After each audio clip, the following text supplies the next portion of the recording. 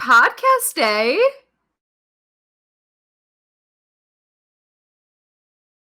Hi. Happy Smackdown, everyone. Welcome to the Pinfall podcast. I am your host. Hey everyone, welcome to the Pinfall podcast. I'm your co-host, Mark.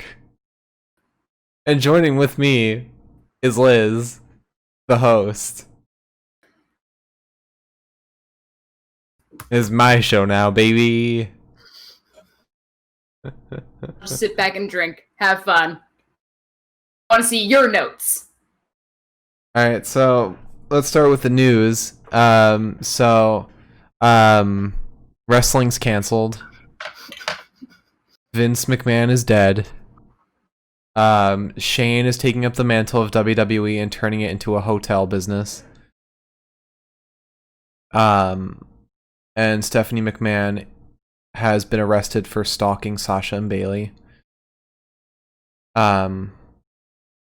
And Drew McIntyre has gone into adopting puppies. All the puppies in the world, he's started adopting them. And Seth Rollins is still taking people's eyes out.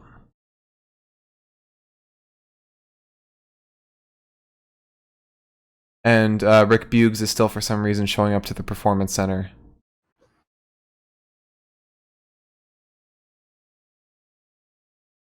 Cameron Grimes is WWE champion, even though there is no WWE anymore.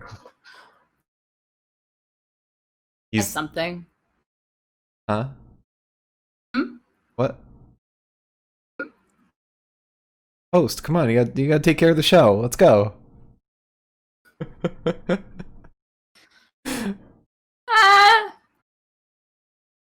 Oh god, okay. Anyways.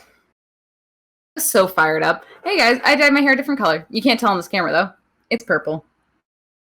Me too. I dyed it clear. You know, for real though, we could definitely dye your hair. I don't want to. Anyways. So, welcome to the oh no, we didn't make Payback predictions podcast. Yeah, you're right. But we said we're gonna do it in real time. I'm gonna pull up the Payback card, and we're gonna make them. We're not doing it right now, though. Yeah, we're gonna make them on the spot after we finish our event, our episode, and after we make the bests of the night. To be totally fair, we definitely know about as much about what's happening at Payback as people organizing Payback. So,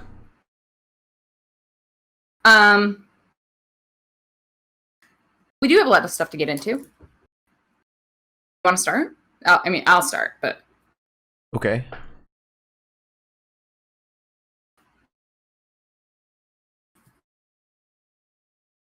So how's everyone doing today?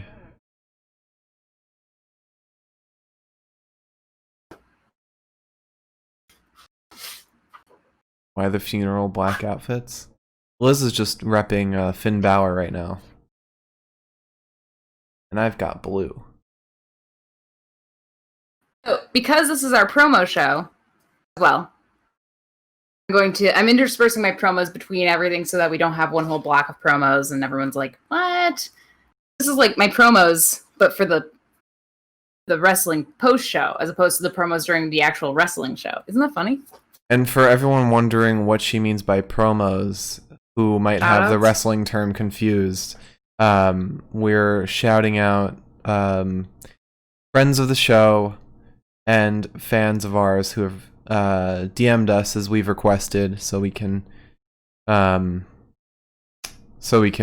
give you guys all a shout out, support you guys as much as you support us. And I'm going to make a nice little string of tweets after this is all over in case anybody's like, what was that one link? I don't feel like going back through the whole show to find out. I'll make a tweet, a thread. That's what they're called. I'm glad Liz said she'd do that because I would not want to. We're just keeping Mark to the normal rest of the nights. Yeah. So First person I want to shout out tonight for the promo show. Mr. Sign, please. Wrote it all down here. So, this is also incredibly crooked. I want to first start by shouting out my friend. I'm making it worse. My friend M's podcast that she runs with 5 other people. It is a Twitch stream. I guess it's okay. It's a video cast. Some people wouldn't call this a podcast, I guess. I'm calling it a podcast. And by this I mean us, but this is a Twitch stream where 6 DMs run a Curse of Strahd D&D campaign. It includes my good friend Em. We went to college together. She is an amazingly talented human being. It is live on Saturdays at 1 p.m. Eastern Standard Time, and if you don't know when that is for your time zone, you're going to have to find that one out, because I think it's like 10 a.m. Pacific Standard Time, if that gives anybody a frame of reference. They've been doing this since August 8th. It has, I think, seen 3 full episodes right now, and there's one-shot episode called Money Heist, Journey to Barovia, and if I am not mistaken, all of the characters are bears. Which is just enough of a reason to watch it. If you're into D&D, this is definitely something that you should be checking out. The episodes are about 3 to 4 hours long. It's a little long, but it's something that you can really sink your teeth into. And it's a good story. So there's going to be a new one tomorrow uploaded, I believe. And yeah, it's really good. I really enjoy it. I've always loved basically everything that Emma's ever done. And it's weird, I guess, to find out, like, I don't know, I feel like in college, like when we played D&D, it was like something that was like, not telling anyone that I do this. And then you find out that like other people you knew were playing D&D and like you just didn't know. Mm-hmm. But it was really exciting when I found out about this. I think they're doing really well right now, actually. But yeah, you can check them out tomorrow at 1 p.m. if you're on the Eastern Standard Time zone. Or 10 a.m. if you're on the West Coast. In the middle, I'm sorry, I don't know. At twitch.tv/r Curse of Strahd. Their Twitter is twicebitten, COS. The O is not capital. I'm sorry for making it capital. And they also have an Anchor link. So at anchor.fm/twice-bitten. Please check them out. They're doing a great job. And the commitment it must take to make 3 to 4 hour long episodes is just beyond me. I have done D&D campaigns before, as Mark knows, and I am not good at paying attention. So I have so much respect for anybody who can really get head straight on for them. So check out my friend Em. I love her so much. She's the most supportive person that I know. Thank you. There's still news. I don't want the panel behind it to go down. It's going to. There you go. It's in my hand. And this brings us... No, keep it like that. Keep it like that. I like it crooked. Chaotic. I like it. It is Smackdown. So, we got news. We got lots of news. Some stuff is happening. So, first thing, you mentioned this to me. Apparently there's every plan that they've had so far for WrestleMania has been completely scrapped. Which, the way Raw's going, I don't think that should shock anybody. Yeah. You told me that it's because Randy was supposed to win at SummerSlam. Yeah. He was supposed to win at SummerSlam, with Edge taking it back at either Royal Rumble or WrestleMania. But now that Drew still has the title and won at SummerSlam, I think he's going to show up after Payback and challenge Randy for a match at Clash of Champions in September. So, can I just ask a question then? Because you seem to have known more about this prior to me knowing anything about this. So what confuses me about this is that when I'm writing a story and I'm like, by chapter whatever, this is going to happen. And if I reach that chapter and I'm like, it didn't happen, I'm like, well, I will write it for the next chapter. Mm-hmm. Like, I don't understand if the writers, if the people in charge made it so that Drew won at SummerSlam, why can't they just make him lose the title at some point in the near future at a different pay-per-view? Which I guess is kind of what they're planning to do, but...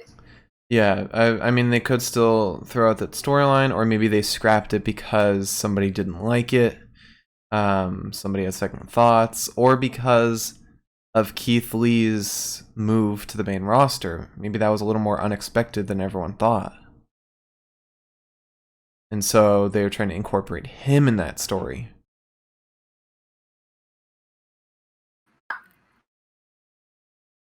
Oh my god! What? What? I'm gonna send this to you because I don't want to do this in the middle of the podcast. Now I feel like everyone wants to know. Anyways. I'm gonna send it to you and you can decide what happens with it. Because I just don't understand why he didn't lose the title. No. I don't understand what happened there. Yeah, I mean, that stuff always happens. Maybe they're planning something big for later on, or they don't anticipate crowds for much longer. I don't know, but whatever it is, it's... I guess we'll just have to wait and see. Yeah, I don't understand what changed, I guess, for them to be like, oh, he's gonna lose it at SummerSlam, and then all of a sudden they were like, oh, wait, he didn't. Like, did Drew pull the backslide out of his back pocket and he was like, this is how this is going. I'm not giving up the damn title. Mm-hmm. I don't know. So that's weird. In addition to that, we had another match scheduled for Payback. That is going to be Dom and Ray versus Seth and Murphy because the storyline will never end. Also, Seth and Ray are scheduled to fight at Monday Night Raw. So that storyline it's won't genuinely end. It's literally never going to end. They're straight up like, we don't know what else to do with Seth right now. I'm so sorry. In addition to Seth news,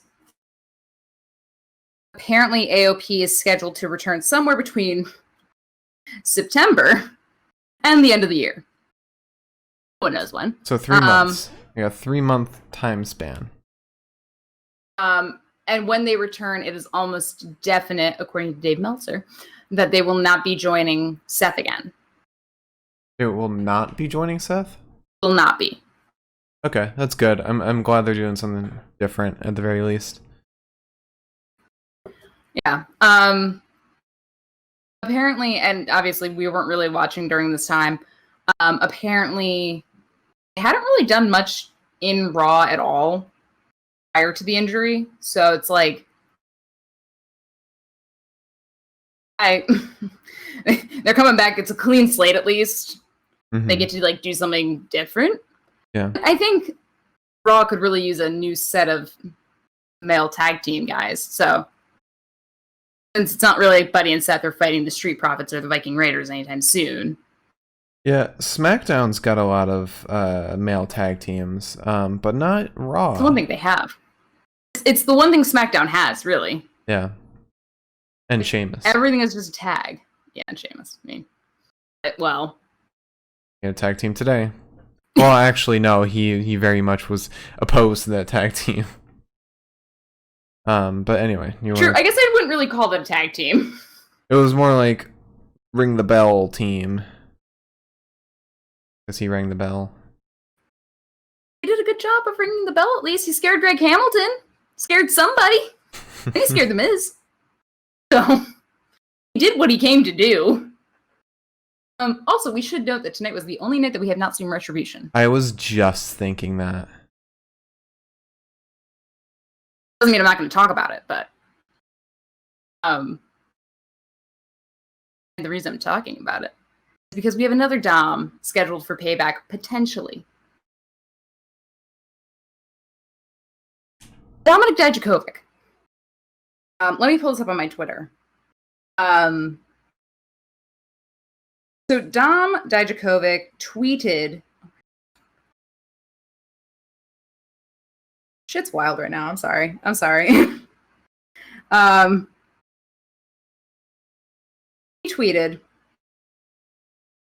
this is the tweet, 192.11.40.40.125, which apparently, when translated using a cipher, I don't know what that could possibly mean. I guess it's a very arbitrary way of deciphering a bunch of numbers. Mm-hmm. Perhaps Dominik Dijakovic just sat on his phone. Apparently, it translates to Sunday. We tweeted this today at 9:58 a.m. So, might be seeing a little something. And I was thinking about it. Imagine Dominik Dijakovic is in Retribution, right? And Retribution kind of got their start in Raw. Mm-hmm. Now imagine Dom's joined the dark side. You got like Anakin over here. Keith Lee is Obi-Wan Kenobi-Wan. He's like, holy shit, Dom, why are you doing this? And Dom's like, I have to prove a point. And Keith's like, no. And then we have this heartbreaking match between the two of them, and I cry. Maybe. Also, what if Retribution is led by Brock Lesnar? Don't spoil the best part of tonight in two ways. We are 32 minutes in right now. Oh fuck. Okay. I think I have one thing left. Yes, Metal Eskimo. I agree. Fuck Lesnar. Absolutely. This is 100% a fuck Lesnar podcast. Final thing I wanted to bring up was that Corbin was apparently supposed to win the Universal title this year. Plan was supposed to be Reigns gets the title. Or, yeah, Reigns has the title or whatever. Got it from Goldberg. Doesn't have... Yeah. Supposed to fight Braun? He was supposed to fight I always Goldberg. fuck this up. Okay. So, Reigns gets the title. Apparently, Corbin was supposed to get back from him, because if you remember, they had this whole feud prior to. So he was apparently supposed to win that title this year. With Reigns kind of having to jump ship during the pandemic, it never came to fruition. And that is such a Corbin piece of news. I'm so sorry, but it is. Yeah, he's pretty much been screwed over by this whole year. At least he's getting like a storyline that like revolves around him, and it's kind of a big storyline. Yeah. At this point. Mm-hmm. I guess it's like the least that they can do. But also, who's to say that like Reigns can't get the title back at Payback or in the near future? And then Corbin can be like, "Oh, so you're back." Yeah. Never forgotten. Yeah. I could see that. There was something I wanted to say as like a little piece of news, but I cannot remember it for the life of me. Anyway. Oh, yes. Okay. I remembered. If you don't have anything else, we'll make this the last piece of news. So, by pure speculation, Bobby Roode might be returning. And this is all based on an Instagram post by Dolph Ziggler. Let me try and find it so I can read it verbatim. The picture is of Dolph and Bobby in the ring. Oh no, not Dolph Lundgren, Dolph Ziggler. Dolph Lundgren and Bobby Roode. So it's a picture of Dolph and Bobby in the ring together with the caption, "Need a real pro to watch the door, hashtag Raw Underground while I choke dudes out." So, it's been a while since Dolph has posted anything with Bobby. And now that we're getting like a ton of people back, we got Roman, we got a couple people today. This would be perfect timing to bring back Bobby and Mr. John Cena. But And also, since we just got into it, we could finally release season 3 of Southpaw Regional Wrestling. That would be stellar. Which I would be wise to say that they might be doing that soon too, because it's been referenced. I just want to be Chet Cheddarfield. That's all I want. I think we should move on before you delve far into this. Do you see a sign anymore? But there is no new sign up. What? Shit. Wait, no. I might be missing. What? What are you missing? I don't have an and for tonight. My blue and is missing. Oh no. Y'all, I'm so sorry. I'm so sorry. Now I'm not gonna know if it's Smackdown or not. I'm so sorry, guys. How could this happen to me? It's fine. A little blue and is not gonna. Oh. Oh no, this is. I'm interspersing. All right. And crooked. It's just Harry. Next thing we're gonna shout out is our good friends, Mark's good friend, Harry's web store. I don't know how. I don't think it's possible for us to pull pictures up. I don't know if you can. But Mark's friend Harry makes like the most amazing t-shirts, and he's so talented. He's probably the first person that's ever drawn something, and I've like sat back and been like, permanently tattooed on my body. I definitely do that. If you want to take this away, you can, because this is your friend. Yeah, he's a comic book artist and just an amazing artist all around, and he started selling some of his art as prints, shirts, mugs, anything. He's selling it with his art on it, and it looks awesome. He has like a cat wearing sunglasses that says "fuck your bad vibes." It's all wonderful.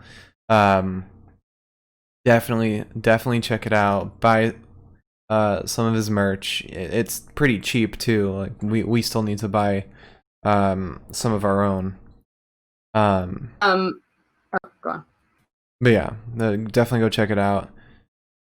He's an amazing artist. He's actually going to be doing the logo for the podcast. He's working on it right now. So one of the things, actually, the reason I made that face prior to us actually starting the podcast. So if everyone realizes our logo is black and white, I thought that was just like the best way to go about things. And every time I go to open up the chat, I'm like, why does it say that we're like not live right now? Everything is grayed out when you're not live on Twitch. Mm-hmm. Didn't think we were live because our logo is black and white. And I was like, oh shit, we should probably change that. I'm gonna link it in the chat here. That's me. I'm Moose Baby. Check that out. Right now, actually, not only are the t-shirts cheap, and not only do they come in sizes extra small, I believe, to 5XL, but they are also they've got different like cotton blends, which I didn't know existed. They have the classic, the tri blend, which is apparently extra soft, a V-neck, a ringer t-shirt, and a heavyweight t-shirt. Don't know what those mean. Sounds cool though. You can customize them, so the t-shirt can come in any color that you really want. The design obviously stays the same, but the t-shirt itself is any color that you would like. And right now, they are having a sale, I believe, for the next few hours. This was 100% by happenstance. I did not plan this. They're having a sale right now where it is 35% off site-wide. So I think shirts go from $13 to $17, depending on size. Normally, they're at $20, $24. And right now, they're $13 to $17. And frankly, if I wasn't paid bi-monthly, I would have bought something by now. And but I've got $10. If at any point in the checkout process, if you do decide to go buy something, let him know we sent you. Maybe he'll say thank you to us. Maybe. Probably not. Anyway.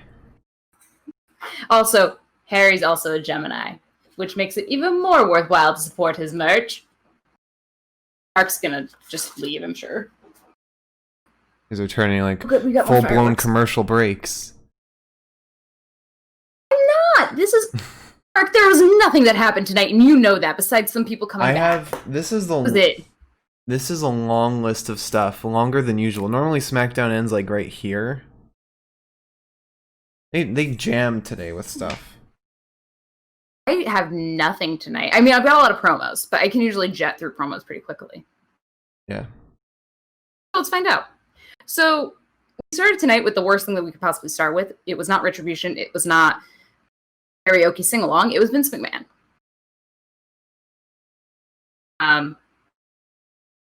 It's very hard to understand anything that he says.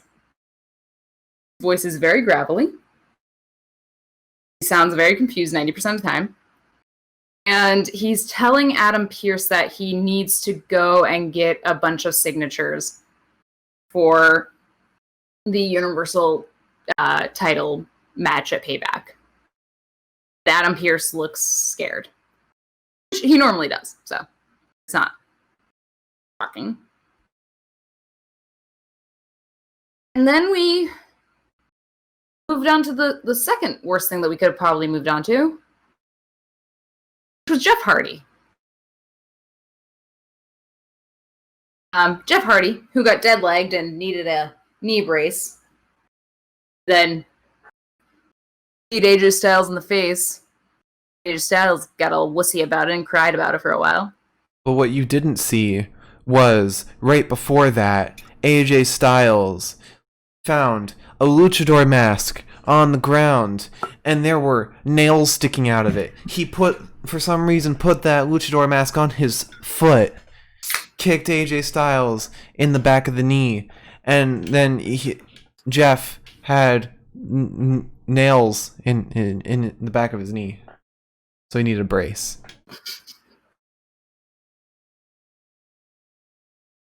Yeah? Yeah. God, I wish you were a writer for Smackdown. It might almost be fun. Anywho. Jeff Hardy. I love talking. It's my favorite hobby. Jeff Hardy comes out. He's just talking. Basically says anyone can challenge him for the belt tonight if they want to, which means one person's going to challenge him. He's going to win, and it's just how it always goes. It's not the 24/7 championship. Like, it's gonna hold on to it for at least like a week. And AJ comes out, and AJ definitely like looked a little lost. He didn't look like he knew what he was like walking into the Thunderdome. Just kind of like, even though he's already been in there before, where he lost his title. I think that kick to the head with the knee brace made him lose his memory a little bit. I can't wait for Jeff Hardy to customize his belt. Just gonna have like insane clown posse, like little like a Coco Pelli dude. Yeah. Like. I'm sorry, I gotta bring up what's happening in the chat right now. So, please do. I can't see it. Metal Eskimo said, "I am SmackDown. You are Raw." And the Splucha said, "Cat is NXT." And then Milam said, "Cat's getting buried. Gets no mic time on the pod." Mike said, "Cat isn't getting promo of the night." You talking about my cat? Yes. Pete's. My cat's definitely getting promo of the night, thanks. No, she's not. She sucks on the mic. Has no confidence. Can't even utter a single word in English. Today she did, however. Mark came out to pet her while she was screaming for food because it was 2 hours before her lunchtime, and she gets mad. Came out to pet her, and the moment he did, she just walked away with a loud little meow. She's a bitch. I love her. She's just snoozing down there. Disgusting. So apparently Jeff Hardy said that everyone has a chance to challenge him for the belt, except for AJ. And AJ just loses his shit. He sounds like Mac from It's Always Sunny, as Mark thankfully pointed out. I 100%. I was like, this sounds like somebody, but I don't know who. And then you said that, and I was like, yeah, that's about right. I mean, Mac would also believe that the Earth is flat, so. Yeah. And so he shoves Jeff. Gets a little pissy. He shoves Jeff, and Jeff right hooks him. So great. And then we find out that Shinsuke has decided that he's going to challenge Jeff for the Intercontinental Championship title, which was held by somebody close, near and dear to Shinsuke, prior to its unhanding. It was. And so this brings us to our first match of the night. We get a sub on Mr. Jeff Hardy. And Hardy begins beating into Shin's arm. Shinsuke clotheslines Jeff. And then Jeff arm drags Shinsuke. Elbow drop to Shinsuke. Jeff is then basement drop kicked in the knee. And the injured knee. By Shinsuke. And then we get a nice little split screen promo with Cesaro. Says that he stepped away for just a second to get some champagne and essentially compares Shinsuke to a loose dog. Says that he walked away for a second and then Shinsuke was just gone. Which I kind of respect the mentality of that. Just like, Shinsuke's like, I am under absolutely no supervision right now. I'm going to go do this. I'm going to go fight for a title.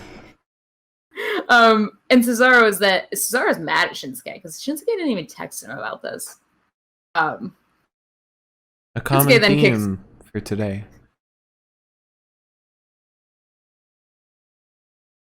I would say what I'm referencing, but it would spoil. I'm gonna wait because I've forgotten now. Oh, maybe I think I know what you're talking about. I'm slow on the pickup. I'm sorry. My brain's in 15 different places. So we get a kick to Jeff's face multiple times from Shinsuke. And he goes for another, and Jeff catches him and kind of like, I don't know how to call it. It's almost like, the only way I can describe it is, it seems like an assisted enziguri, because like, Shinsuke's holding his foot, and then he kind of comes up and roundhouses him in the back of the head. Which, the younger, more vibrant man, perhaps it would have been a real enziguri, but it's Jeff Hardy, and he's old and broken. I don't know. I thought Jeff Hardy looked great this fight. I thought he had a lot of good moments, better than normal. Definitely would have liked to see this Jeff Hardy against AJ Styles for the title. Instead, we got an old man. Here's my problem with Jeff Hardy. Before I finish this match off, here's my problem: is that like I wouldn't dislike Jeff at this time. I was really excited when Jeff Hardy was coming back. When he came back, I was like, hell yeah, this is so fun. And then we had 2 months straight, if not 3, of him being like bullied for his alcoholism. And I guess like that's not something I should blame him for. But at the same time, it's like why can't the pedophiles on NXT be bullied for their demons? That's something you can actually hold against someone. Well, to be fair, you can definitely hold Jeff Hardy's several DUIs against him, because that was an awful, awful thing to do. True. But addiction's a bitch. And that's like harder, I feel like. Like, your brain's just not wired quite right. That sounds horrible. What I mean is, people... I'm going to save myself on this one. What I mean is that, like, when you have an addictive personality, your brain is kind of wired in a way that it's, like, easier for certain people to get addicted to things. Right? So it's kind of biological in a way. The way you're looking at me makes me feel like I'm digging myself a hole. I appreciate you trying, but you always have an option to not get behind a car, even with your addiction. No. Don't turn this on like me supporting drunk driving. No. That's not what's happening here. Nobody is, but I see what you're trying to do, and I appreciate your attempt to kind of make it seem better than it is. Here's what I'm going to say. More so, addiction isn't necessarily a choice. It's sort of like a lot of times it's something that somebody falls ass backwards into, and they're like, oh, shit. And then it gets worse. And then outcome of that problem is making stupid fucking decisions that harm other people. Also, it is different from being like, I know this guy's 16, but I'm still gonna send him a nude. No. Don't drink and drive, folks. Yeah, there you go. If that's a message we could end on. Do you want me to, like, edit this part out? Do I sound that bad? You don't sound bad. I'm just saying.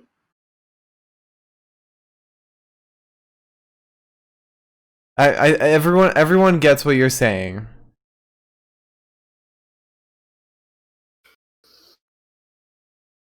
You.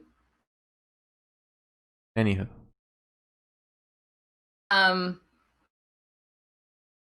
So then, Shinsuke gets draped over the top rope. Jeff tries to, Shinsuke gets Jeff draped over the top rope. But Jeff moves relatively quickly and kind of forces Shinsuke to dive into the corner. He tries to suplex Shinsuke off of the apron, over the ropes. Work. Ends up getting pulled back in. Shinsuke then is sent out with a basement, or with a knock, and then Jeff basement drop kicks him, sending him into the announce desk. He then knocks him over the announce desk, sending, I don't think it was intentionally, but sending a boot from Shinsuke into AJ Styles' face. I thought that was kind of funny. At one point, AJ Styles mentions that, or Michael Cole said that AJ is going to have to go back to the doctor, and AJ says to Michael Cole, "You're going to have to go back to the doctor if you don't shut your hole." The Earth is a sphere. Oh, Christ. Then another basement dropkick and a splash to Shinsuke. Shinsuke then pulls Jeff out of the middle rope, sending him backwards. He kind of dives under him. They called it a weird German suplex. Suppose. He then sends a knee off the top rope to Hardy's little face. AJ Styles gets mad at Charles Robinson for not counting fast enough, which, funny enough, I had also just gotten mad at Charles Robinson for not counting fast enough. AJ says, I mean, what's wrong with his hand? And there's nothing I love more than AJ Styles on the mic during SmackDown. It doesn't seem like he ever knows what he's meant to say. Jeff then sidesteps Nakamura, goes for the twist of fate. It's countered with a sleeper hold, and then he goes for the twist of fate again, and it works. He does his stupid swan dive that's 100% going to cripple his back when he is 50 in 10 years, and then he wins.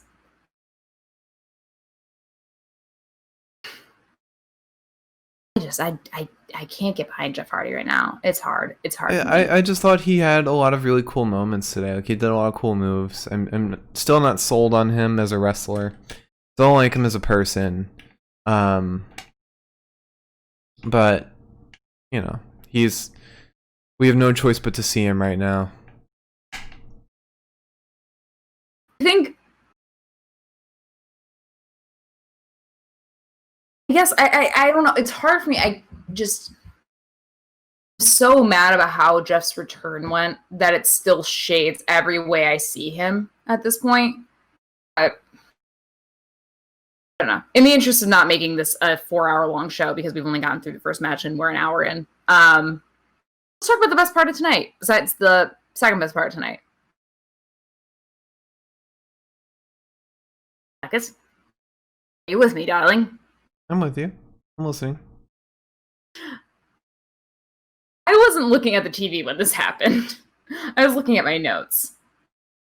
All of a sudden I hear some music and my brain's like, do we know this? Mark yells. I look up and there's Sami goddamn Zayn.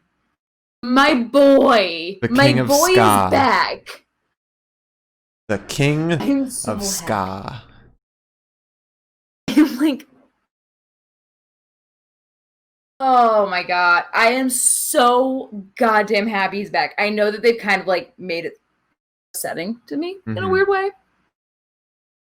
We're not going to talk about that. Yeah. But I love how he brought out his Intercontinental title. Maybe we'll actually know if he was the one who crashed the car or not. It would only make sense. I don't know, I got my hair tied. That's what I'm kind of thinking might be happening. Because again, the whole thing going into this car crash thing was the guy that Jeff Hardy remembered hitting him with the car. Red hair, red beard. Sami Zayn comes back with long-ass red hair and a thick-ass red beard. And the one he attacked was Jeff Hardy, who now has the title. Like, okay, so while I 100% have been pushing this theory for a while, because I have been 100% on the Sheamus is Innocent committee. In fact, I run that committee. My question is, how can Sami call Jeff a fraudulent champion if he's the one that made it fraudulent? That's where I'm kind of confused. Because he never relinquished his title. Oh! Yeah, that's the whole reason he came back and was like, and brought his title and everything. He says, "I'm still the champion." That actually makes so much goddamn sense. Okay, thank you. For once in our SmackDown careers, that was a very succinct answer. And it's all because wish you were ready for Sami Zayn. SmackDown. Too. Thank you, Sami Zayn. I was going to give you all the credit. But you know what? You know who could also have been red hair? Matt Hardy.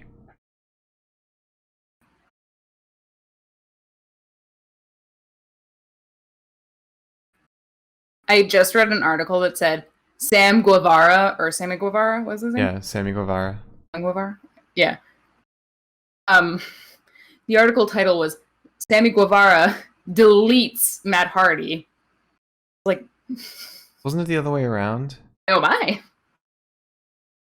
I saw maybe it was Matt Hardy deletes Sammy Guevara, but yeah, I saw the video. He like throws him into tables.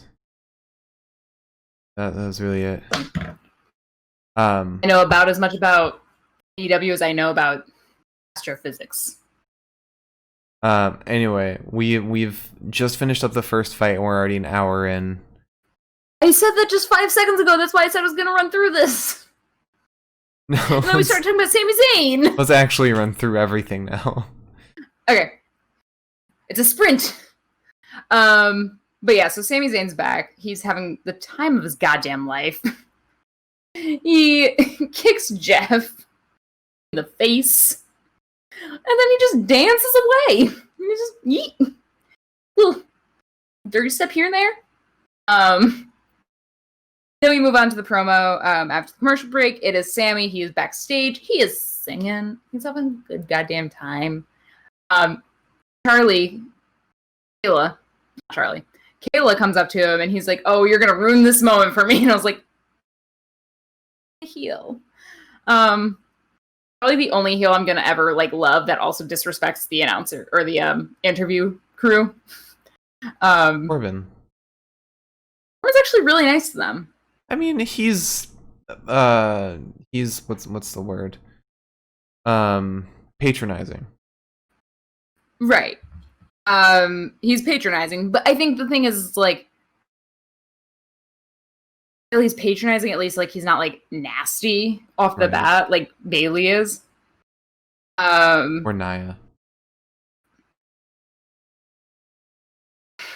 Even Shane is nice to them. He's decent. Yeah. But Kayla mentions like, hey, by the way, like you were missing for like 4 months. What's good with that? And I said, oh no, we're doing this angle now. After I asked you guys to do it for so many months, you're doing it now. Just gonna do it now. Playing the long game. Dude, this is where it goes. I credit to Smackdown. They really made me wait. They blue balled me on this one so hard. You're just like, no, not yet. And I was like, what? We're gonna have to see 50 million flashbacks of that now. Again. We're gonna have to see the car accident, Elias getting hit again. Also, if we get a flashback to it, you know what would make it? We see Sami Zayn sneaking away. I thought I meant we were gonna see Renee. Oh, yeah. Back in the good old days.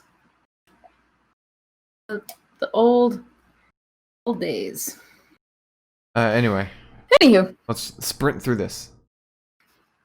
I'm trying. I wanna give it enough credit, but I also want to sprint. So we then have Firefly Funhouse. Sweet little Bray. He's having a good night. He's having fun. Adam Pearce, who was given a costume prior to his after his meeting with Vince hands him a costume. Is like, this is the best way to get in touch with Braun. Adam Pearce appears at the Firefly Funhouse dressed as Postman Pierce. And I hated it. I hated every second of it. I did not like it at all. And also the way Bray was talking to him implied kind of that he had been there before. Just like, oh, it's Postman Pierce. Pierce is he's his regular postman for the Firefly Funhouse. But this time he had to go inside, and he's like, no. But this is Adam Pearce's way of getting him to sign the contract. Which, you know, I guess I respect. I don't really like Adam Pearce that much. He kind of annoys the shit out of me. Anyways. So then we have Corbin versus Matt Riddle, sort of? Kind of? That's what was supposed to happen. It was intended. It's now happening at Payback. All that Payback. I just kind of thought the fact that, like, I'm sure at some point Raw Underground is going to come into play in a pay-per-view, and we're going to have to see Shane McMahon in another pay-per-view. That just hit me in the face like a ton of bricks. You stop that. Anyway. Sorry, I know. Tonight's been a lot of bad news, and I don't mean to bring that into the mix, too. I'm sorry, I'm sprinting. Mark, this is how I sprint. I've got to take breaks to breathe in between. We're going to be 5 hours in and not even up to the best of the night. I'm moving fast.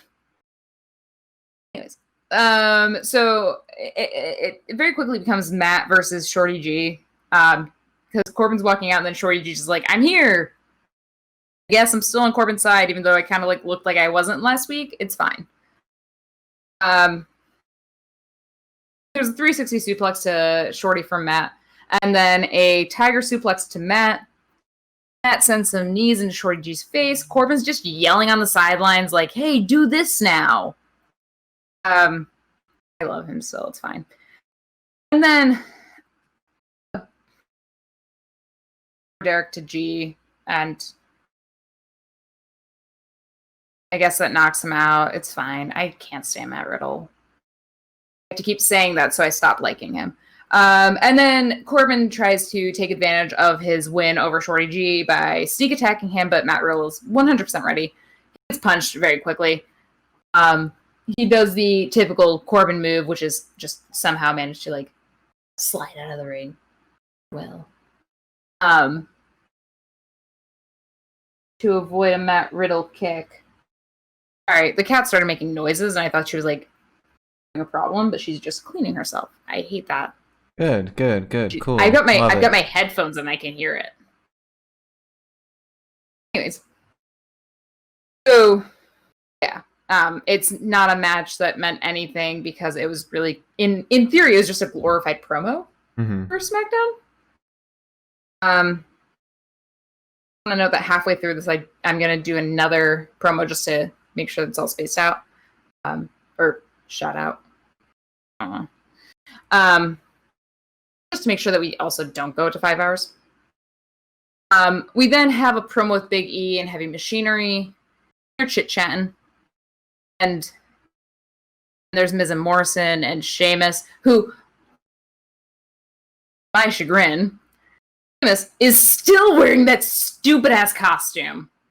Hell yeah. Still fucking wearing it. Hell He's still wearing it, and it drives me so far up the goddamn wall. I love it. The worst part is that he 100% like he walks out in it, and every time I see like a confidence from Sheamus that I have not seen ever before. He walks out and he's like, I love it so much. He thinks that he is king shit in that goddamn coat. And it throws me for a loop. I cannot stand it. I can't. I would much rather him come out like Undertaker clothes. Give him a trench coat. There's something in that coat that gives him a vibe that I can't stand. Yeah, it's called being a badass, Liz. You wouldn't understand.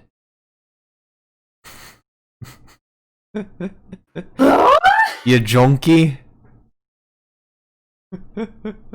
I'm like 4 claws deep, however. Rudeness of it all. Junkie. Anyway. It's okay. Dennis with the buzzer. It's okay. The chat's a bunch of junkies too. I hate this bit so much. Especially because then, like, who the hell was it? Did it? What? Called someone a junkie. It was not Sheamus, but we've made fun of it multiple times now. Was it? I feel like that was on SummerSlam or something. Maybe. Oh, I think it was Seth. I think Seth called. Wasn't it Randy talking to? No, it was Randy talking to Rick. Saying that he's a junkie for like all the famous shit. Yeah.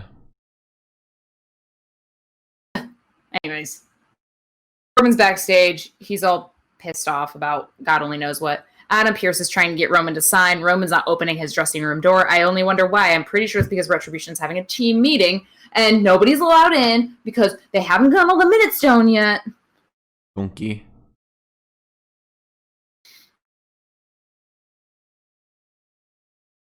I have a goddamn breakdown before this podcast is over. I'm guaranteeing that.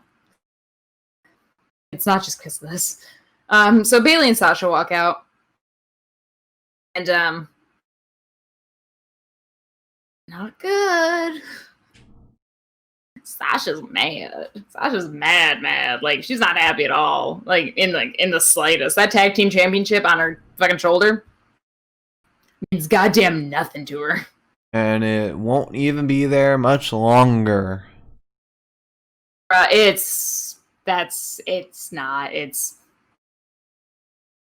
smelling a downward spiral. I'm smelling it nice and clear right now. But basically, Bayley apologizes for not helping Sasha. No, she apologizes for letting Sasha challenge Asuka or accepting the challenge for the timer countdown match or whatever it's called. What was it? Beat the clock. Yeah, the beat the clock challenge. Yeah. She apologizes for letting her accept it. And yeah, Sasha's like not vibing with anything Bayley says at all. And she also, this was like not reacted to She says, "You're lucky you're my best friend." I said, "Oh, okay." Can't wait to see this relationship spiral. Speaking of spiraling relationships, then Nia and Shayna interrupt. Just say, like, you guys aren't even, like, talking about it like you're gonna win. Which is what Nia sounded like. I need one night away from them. I like Shayna. I like now. Shayna too. But now Shayna's in the same group as someone I cannot stand. In the ring or out of the ring. I can't stand her. Every time I think about Shayna and Nia, I just think back to Shayna and Dakota and how, like, in real life they're really good friends, if not more. Because I know there were rumors about them dating. My brain is so in Smackdown right now. I was like, who the fuck is Dakota? I like Shayna a lot. I worry a little bit sometimes because I'm like, I like her so much, but also she was friends with Ronda Rousey. A taste in my mouth. I mean, I'm sure Becky Lynch is also friends with Ronda. Same with Charlotte. Also, Splucha mentioned Bayley apologized for letting Sasha fight for the title, knowing her history with failing to defend it. Yo, okay, so she said that. Straight up was like, my Gemini ass was like, I love this goddamn drama. At the same time, I was also like, Bayley's like that horrible devil's advocate friend that always has to, like, present the facts and logic without even considering the other person's feelings at all. I understand that this is all kayfabe, but I also want everyone to know that Bayley's a Gemini. So. And she also seems like a really... And this is why we don't trust June Geminis. She seems like a really fun human being outside of wrestling. She does. If Finn Balor likes her, I like her. However, in the ring, though, I cannot stand her. I can't. I'm sorry. Just is not my vibe. It's almost kind of unsettling, though, to, like, watch, like, reviews from a little less than a year ago, maybe a year ago, and to see the I'm a hugger Bayley versus this Bayley, and I'm like, what happened? What happened to you? It's like the difference between The Fiend and Bray Wyatt. Anyway, we should... the difference between someone else that also interacted with Bray Wyatt. We slowed down to take a breath here, but... It's okay. It's okay. We took a breath. We're good. Because now we got Drew Gulak backstage. Adam Pearce is like, have you seen Braun? Drew mad. Drew's mad. Drew's so mad. It's very confusing having SmackDown and Raw with two Drews. It my head a little bit because you... At one point you said something about Drew and I was like, Drew McIntyre, what did he do? I said, yeah, hey, it's Drew. And I knew you would assume McIntyre. Immediately I was like, I miss him so much. It's been less than a week. But Drew's like, I'm still mad at Braun for hurting me last SmackDown. So if you find him, let me know. And then he's over by catering 5 feet away from the two men. Can't find him anywhere. Drew Gulak says, hey, hold that thought. And smacks Braun in the back of the head. Sorry, I've got like a hiccup that I'm trying to not experience. He smacks Braun in the back of the head with a metal chair, then hands the chair off to Adam Pearce, who's just standing there like, I don't know how to do this. And I'm like, Adam Pearce, I know you're a wrestler. Don't goddamn lie to me. You're a tall bitch. You can fight him. Anyway, so Braun is mad and he says, I'll sign that damn contract if you give me a match with Drew. Which Adam Pearce probably should have said, I don't really have that authority today, but sure. Then we got Cesaro and Shinsuke backstage, and this is where everything started falling apart a little bit. It's fine. So Sammy is there, and he greets them. I said, yay! Friends! Back together again. So good. Feels so good. Then Cesaro and Shinsuke are like, we haven't seen you in months. You didn't even text us. they're not friends with him anymore, I guess. Mm-hmm. So Sammy's kind of like heard about it. I'm kind of heard about it. It's fine. It's fine. I don't feel sad.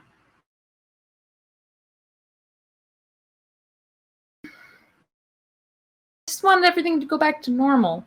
But now Roman's part of Retribution, and Sammy and... Well, probably not anymore. Probably not. After... I've got a feeling he's not... I would definitely expect Brock Lesnar now more than Roman. Oh god, we really do have to speed through this because I actually have things that I want to talk about that now. Yes. And you have all the promos to still do. 3. So we're good. I was about to do one right now. Okay. I'm gonna do one now before Best of the Night and then before back. Okay. Okay. So let's do this. I'll do this right now. I'm gonna do this. I don't actually know if Mike is watching tonight. I haven't looked at the chat. This is my little shout out to Mike. Mike is here. Mike! A shout out for you. So Mike was one of the first really interactive fans that we...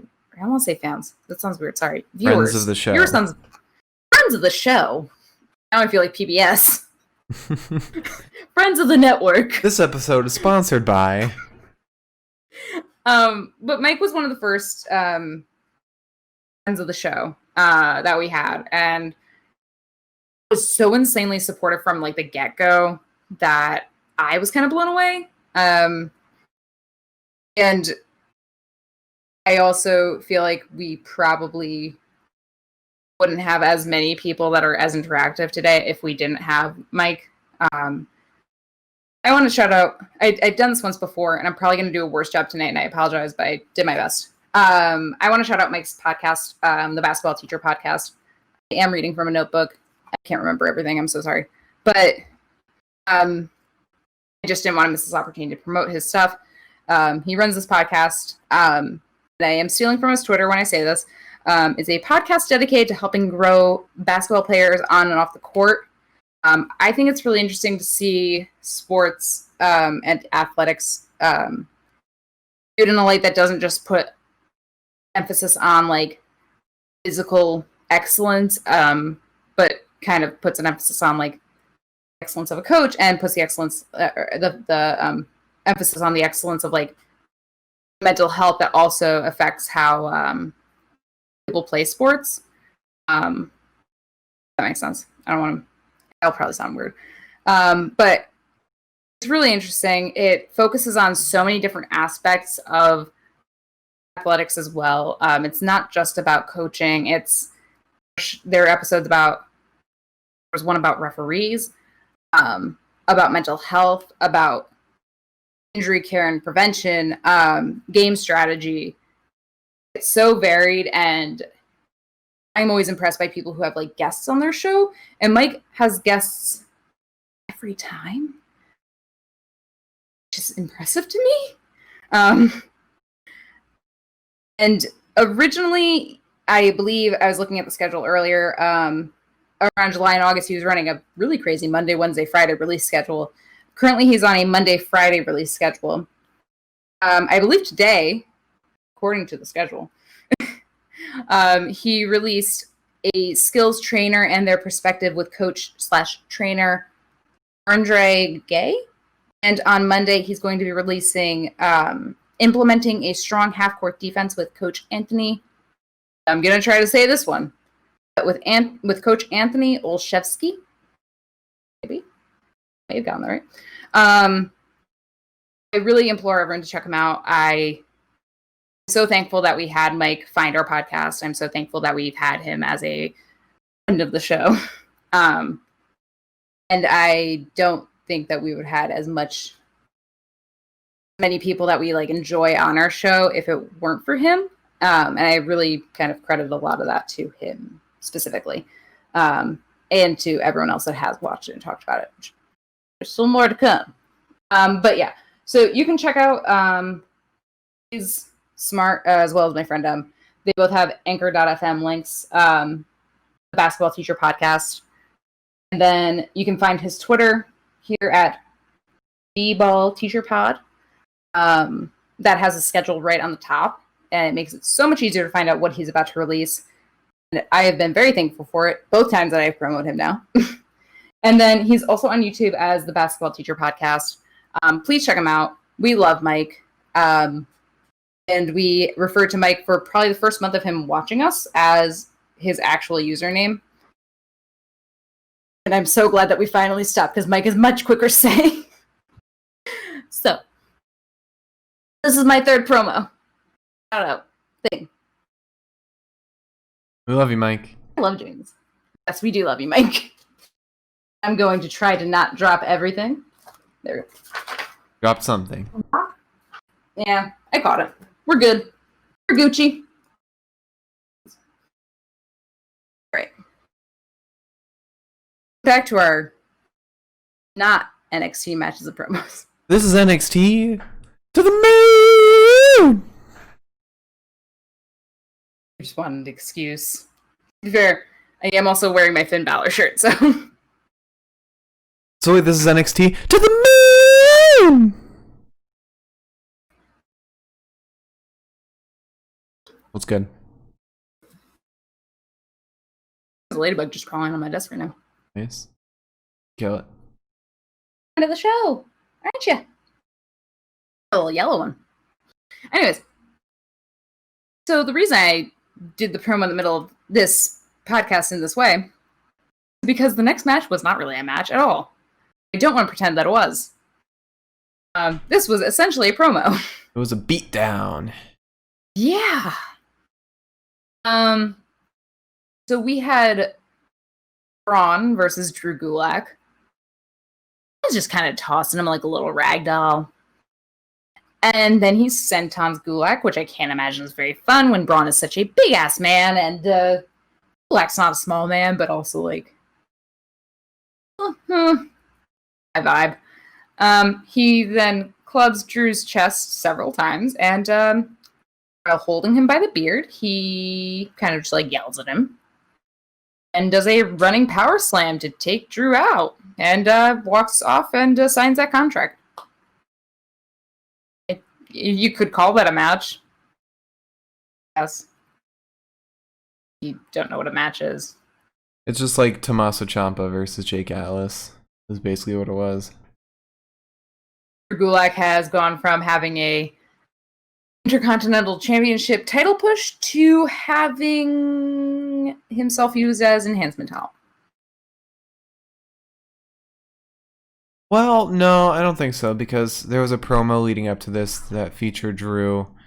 And I think because Drew has a story, I think this will carry on to future matches. To using Drew like glorified enhancement talent. Is that fair? Okay. Scoot her over a little bit. There we Speaking go. of which, we haven't seen enhancement talent in a while on Smackdown. I haven't seen talent in a while on SmackDown. Yikes. Woo! Sorry, folks. Yeet. Anyways, we probably saw it for the first time tonight, and it wasn't even in action, so it's fine. Hey, who's he what's this? We then have we transition. Well, actually, no, sorry. We start with Lucha House Party backstage. Callisto's being really mean to Lindsay, and I don't really care for it because I kind of like Lindsay a lot. Would you rather he acted this way to Grand Metalik?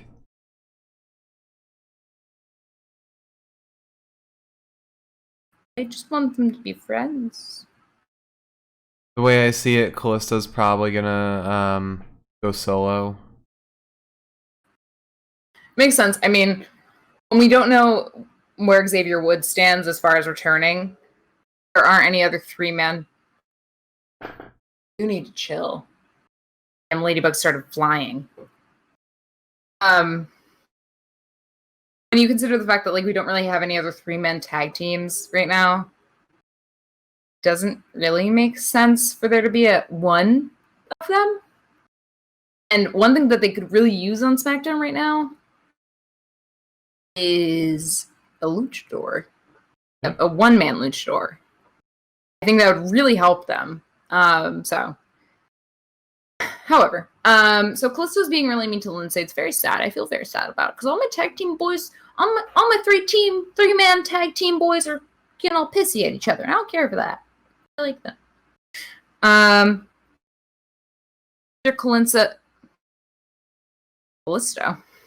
Callisto tells Lindsay that he should just stay backstage and not interfere and see how it's done. He walks away, and Shinsuke and Cesaro attack Lindsay and grab Metalik. Just kind of mean, but you know. That brings us to Cesaro versus Callisto.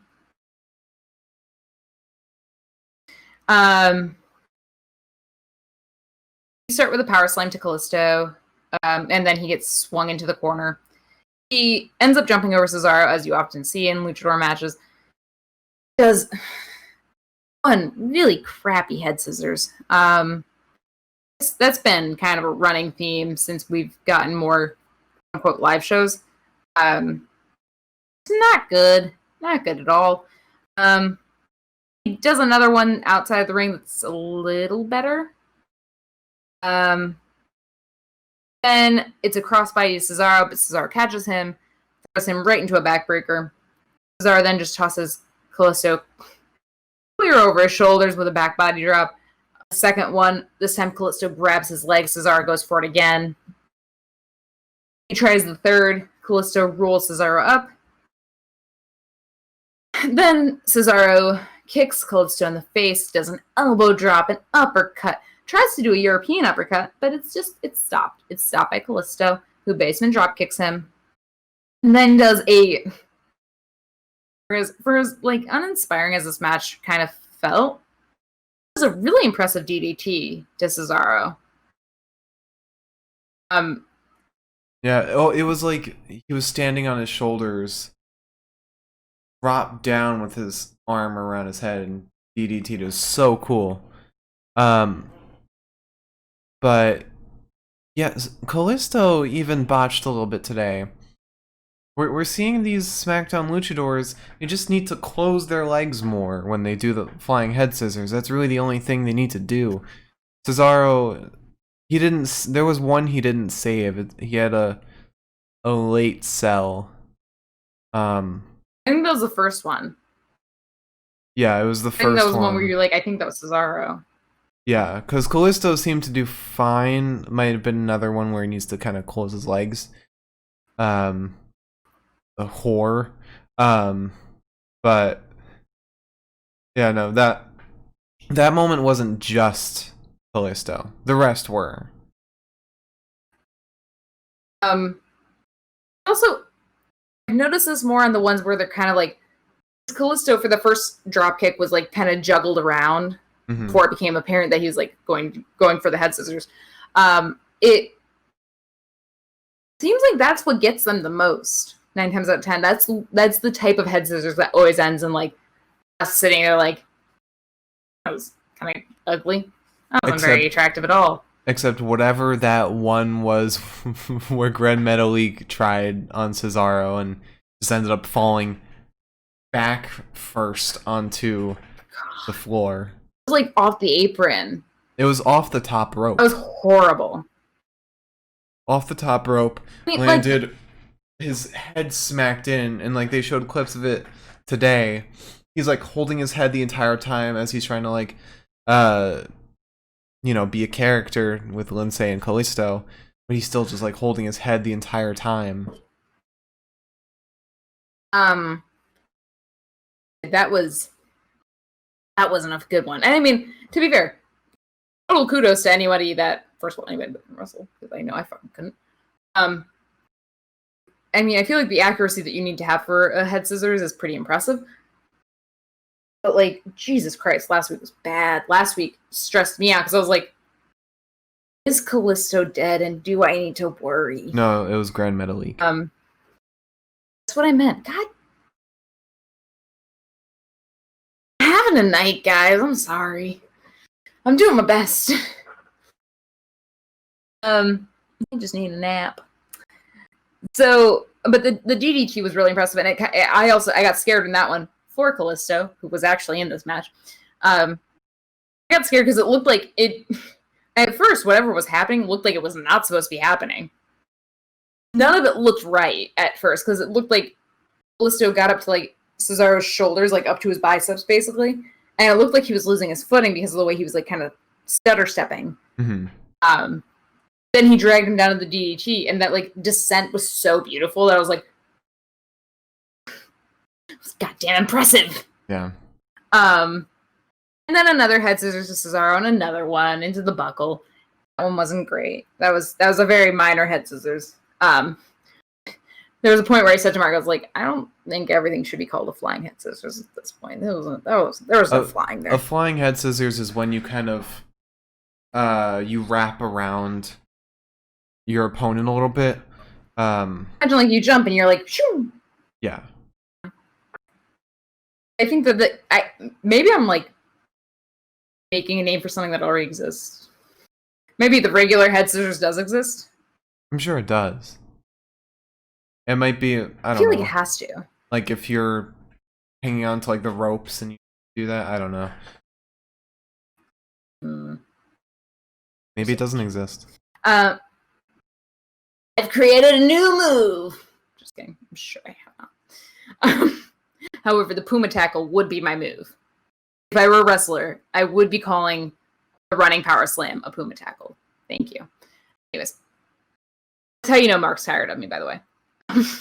No, I have like itch in the middle of my eye this whole day. Imagine how I feel when I get an itch in the middle of my eye, but I have all this eyeshadow on, so I'm just like trying to blink it out. So Shinsuke tries to interfere, but Lucha House Party stops him. However, when Lucha House Party stops him, simply don't matter, because Cesaro then rolls up Kalisto and wins. And now Kalisto is arguing with Lindsay because apparently Lindsay is the only man that he sees. Lucha House Party, Grand Metalik just kind of stands off to the side for him. He's just like, whatever, it's fine. I think he was arguing with him too today. No, because he hugged him. Oh, did he? Well, okay, so basically, the way I saw it was after the match ended, after Cesaro and Shinsuke walked out, Kalisto was arguing. Kalisto was arguing with Lindsay. Kalisto was like kind of almost shoving him around. Grand Metalik kind of stepped in the way and was like, hey guys, again, maybe not tonight. Maybe we could do this like backstage at home in private. This is weird. But then Kalisto, I genuinely thought that he was gonna like left hook Lindsay at this point, but goes over and he hugs Grand Metalik like, you're my guy, I love you. He kind of just like goes over to Lindsay and is like, yeah, sure, fuck, whatever, I don't care. And I don't know if you saw this. I meant to rewind to show you. So Lindsay, after hugging Grand Metalik, after hugging Lindsay, I say Lindsay, Kalisto hugs both of them. After he hugs Lindsay, he like hugs him, turns around facing like the announce table, rolls his eyes. You can see that his lip is all bloody, by the way, but rolls his eyes as he goes to like get out of the ring. And I was like, oh.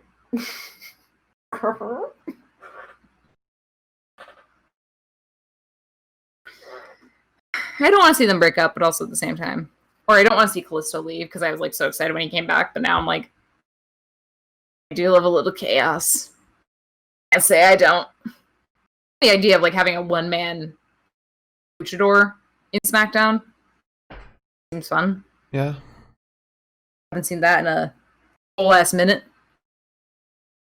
Yeah. Anywho, and have Vince backstage with Adam Pearce.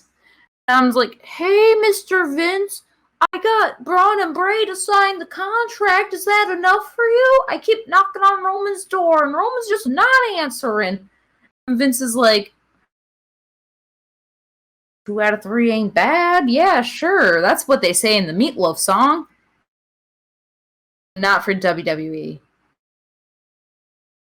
then suggests that Adam Pearce is used as a battering ram to open a store.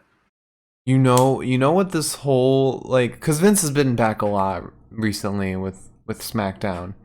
I have a feeling he's been forcing all of the wrestlers, all of the workers at the performance center to still show up every single week, while he's probably working from home, zooming in from home, talking to all the wrestlers. And now that Thunderdome is here, he's like, "Oh yeah, I've been around this whole time. I'm still in charge of this company." Would you say I'm not? But now a certain someone's back. So is he though? And Shane's Fingers back crossed. too. Shane came back before He's Vince. in charge of the company. Yeah, Mark, do you think Shane cares about his health nearly as much as Vince ever could? Yeah, all that coke, definitely not. Dude is a well, Payback. That made such a loud noise, by the way. It did. Did you? Yes, I did. Anywho, let's keep on this sprint. We're almost done with the episode. When am I gonna find out I have a deviated septum? I'm gonna look back on this episode and be like, "Oh, that's why I can't breathe through my nose." Do you want me to continue with the episode, or are you gonna be okay? I got it. Okay. I'm good.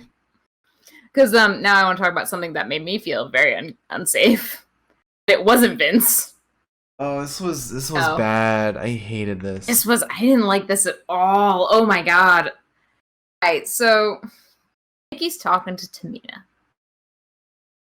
And she's just, she's Nikki. We're having a good time. Everything's okay for the most part.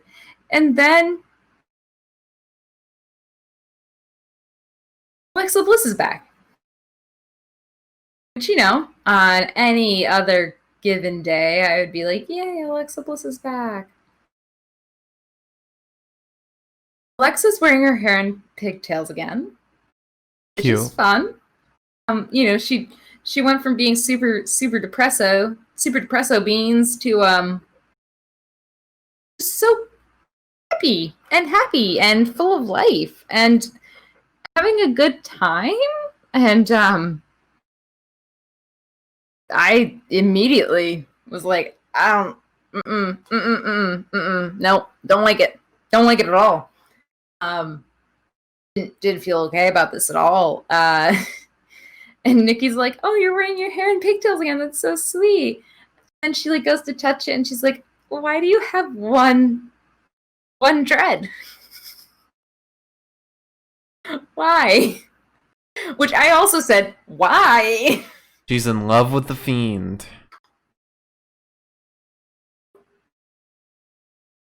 Yeah, so as I say sometimes, occasionally, every once in a while for SmackDown, kudos to the writers. Whoever wrote this specific section, this specific promo, great job. Because I had a flashback to the Neighbors. I was like, I don't feel good right now. I don't feel comfortable. I don't feel safe. I don't feel cozy. I feel in danger. Very much Simpsons meme. Oh no, I am in danger. Millhouse. That's the name. That was not Millhouse. Was it not? It was Ralphie. No, it was Ralphie. But yeah, I didn't like that at all. It made me feel very nauseous almost. But one thing I do like about it is that they're being a little more subtle with this approach than just having her go straight into Sister Abigail.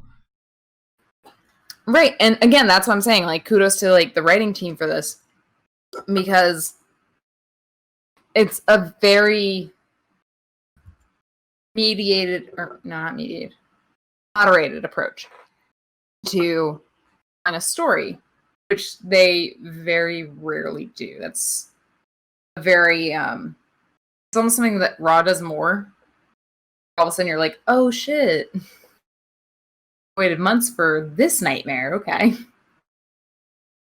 But yeah, So I don't really need Alexa Bliss wearing dreads. Really hope that is not where this ends up.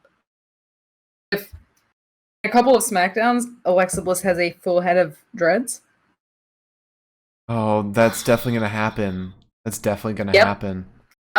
Yep, that was my first thought too, and I was like, it's gonna be with the Sister Abigail makeup as well.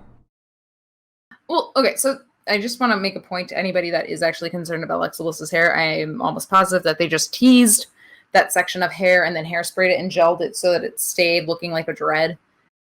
I do not believe that Alexa Bliss is actually growing out dreads. I don't actually think that's something that can happen in 2 weeks. I wouldn't know. Actually, I would. My hair is thick, so if I don't brush it one day, I pretty much get one massive mat in my hair. But she's got thin hair, so I don't think like she's actually doing that, but it's gonna be gross and we're gonna have to deal with it.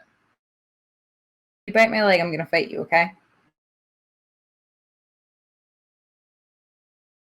I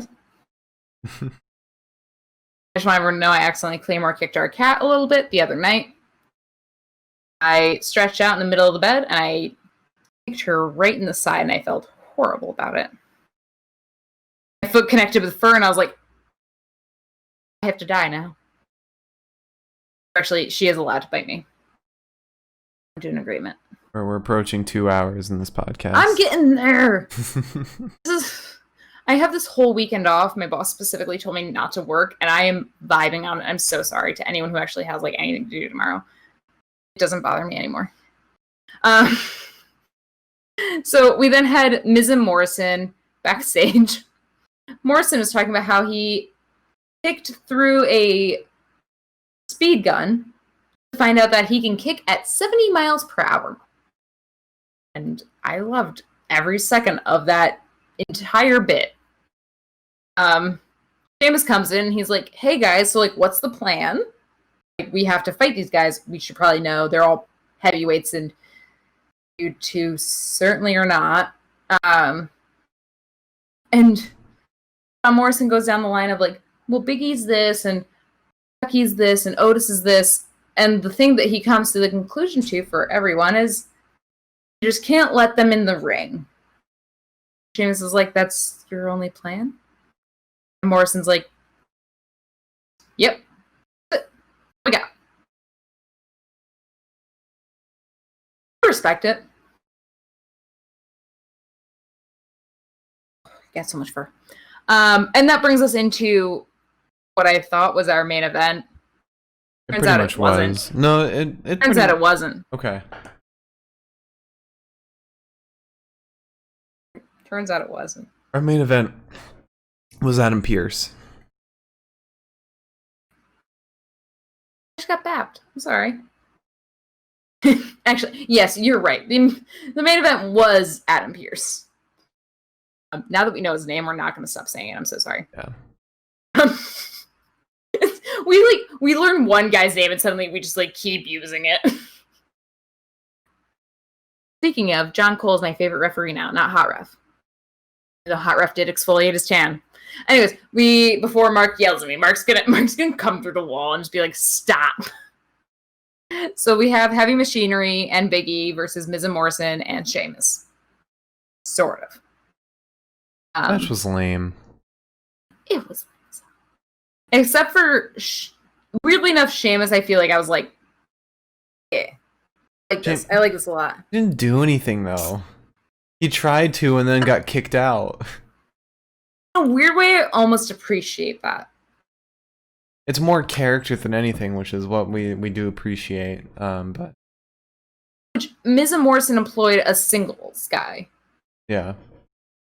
Heavy Machinery employed a guy who had been in a tag team for a while now, and well, no, is now a singles guy. I mean, yeah, Sheamus is a singles guy now, but he did used to be in a tag team. Cesaro.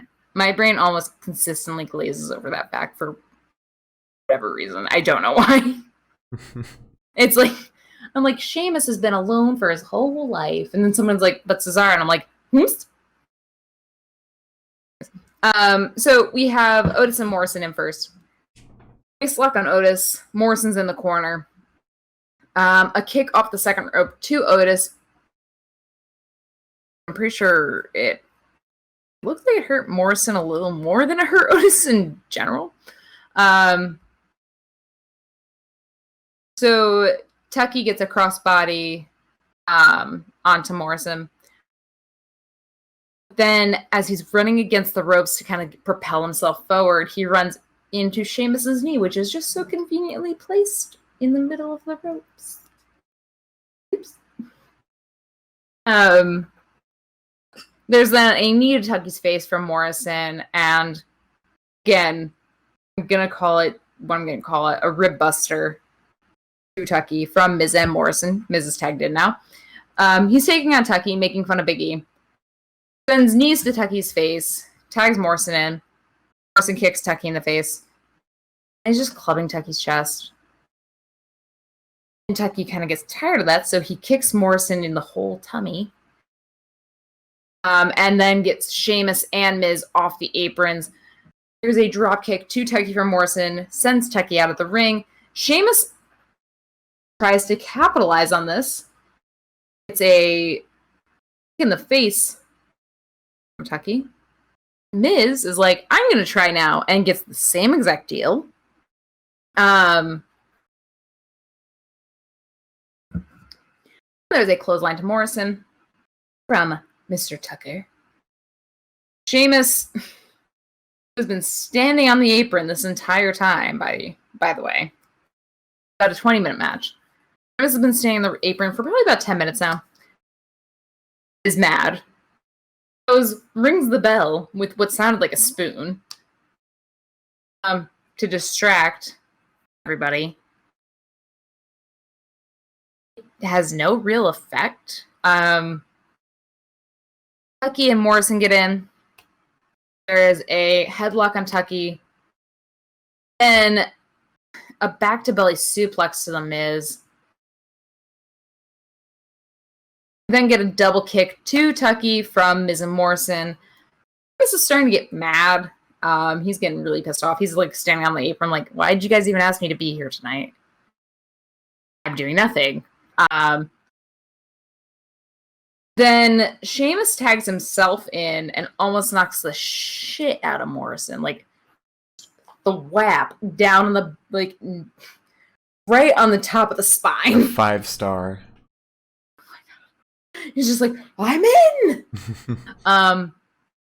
Mr. Robinson, Mr. Charles Robinson, says he did not see the tag. So, get the fuck out of here, Sheamus. Sheamus is mad.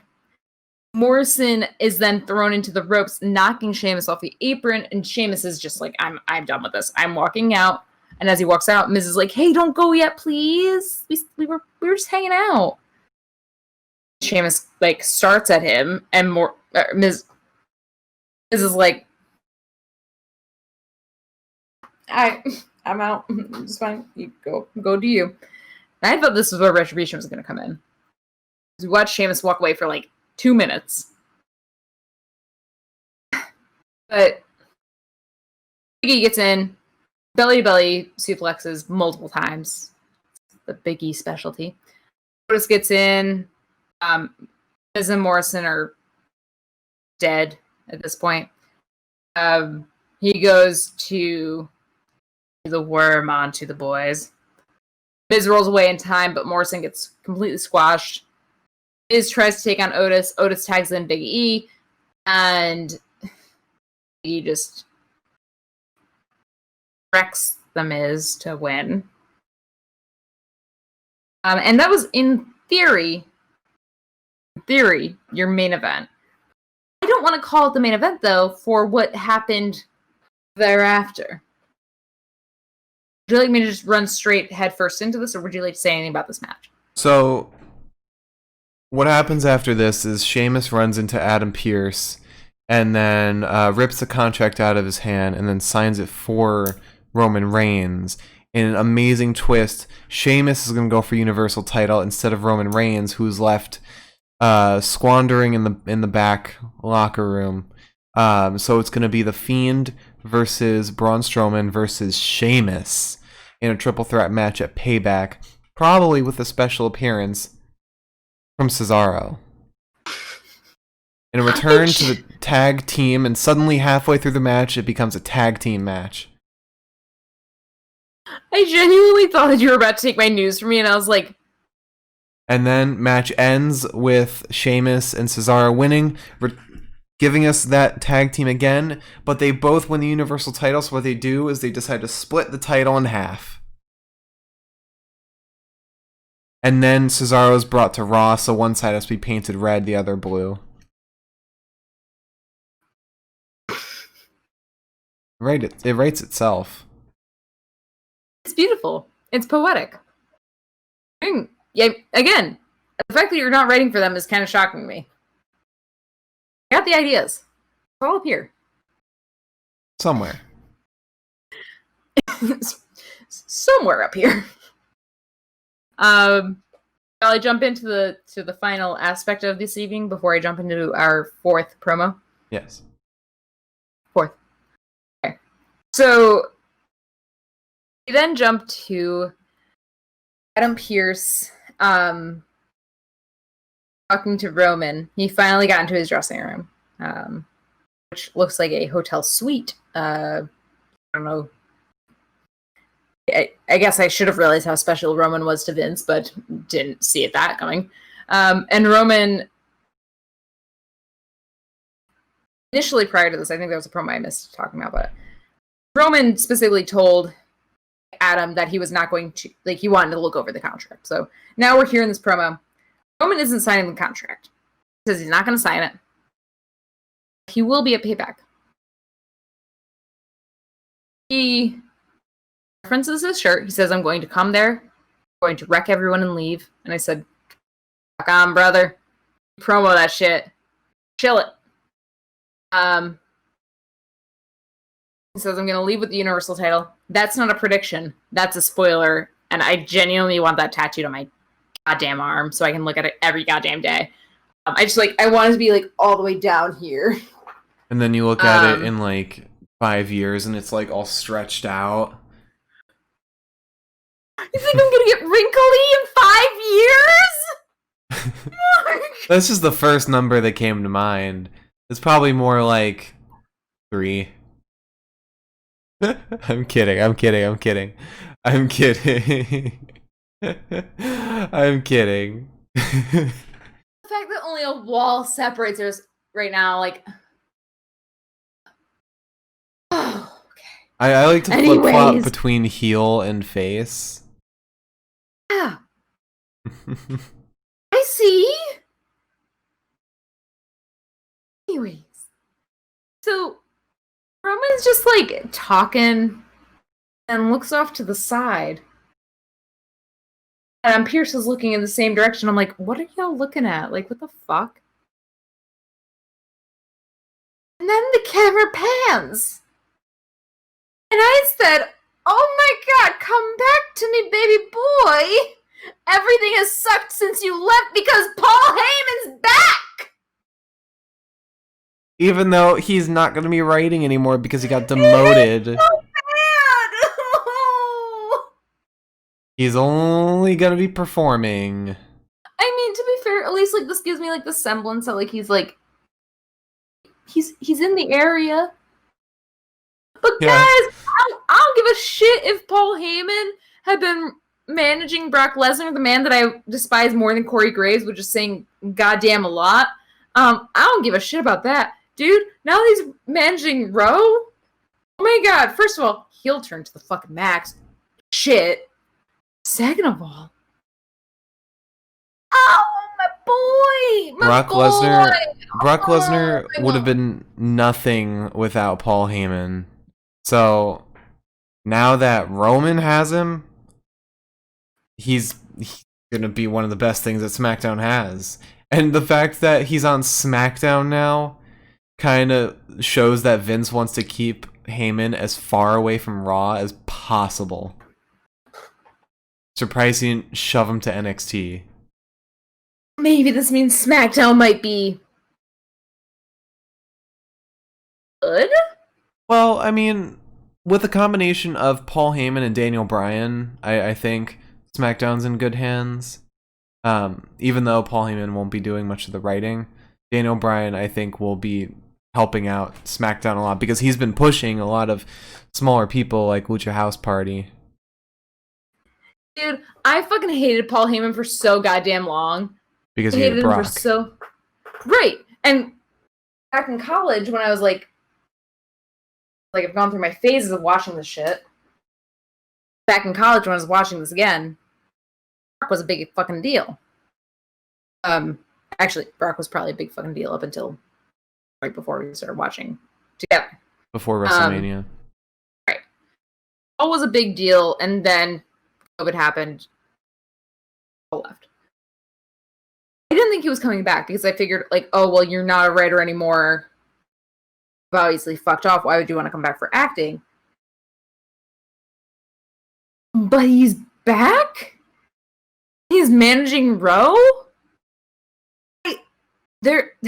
There's so many layers to this surprise that I'm losing it. Absolutely losing it.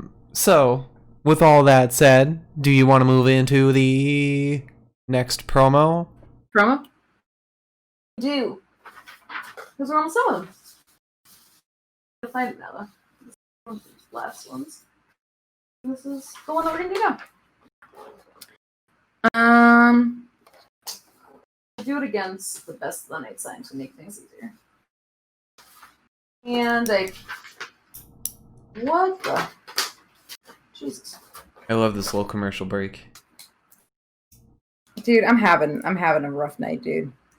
We just want to let everyone know that this episode of the Pinfall Podcast is brought to you by KFD. Kentucky Fried Duck. Grab your home fried Kentucky Fried Duck at your nearest KFD. Only available in Tennessee. Hell yeah, brother. You ready for our promo? Yes. Whoa, who's that? We've only ever referred to you by your last name.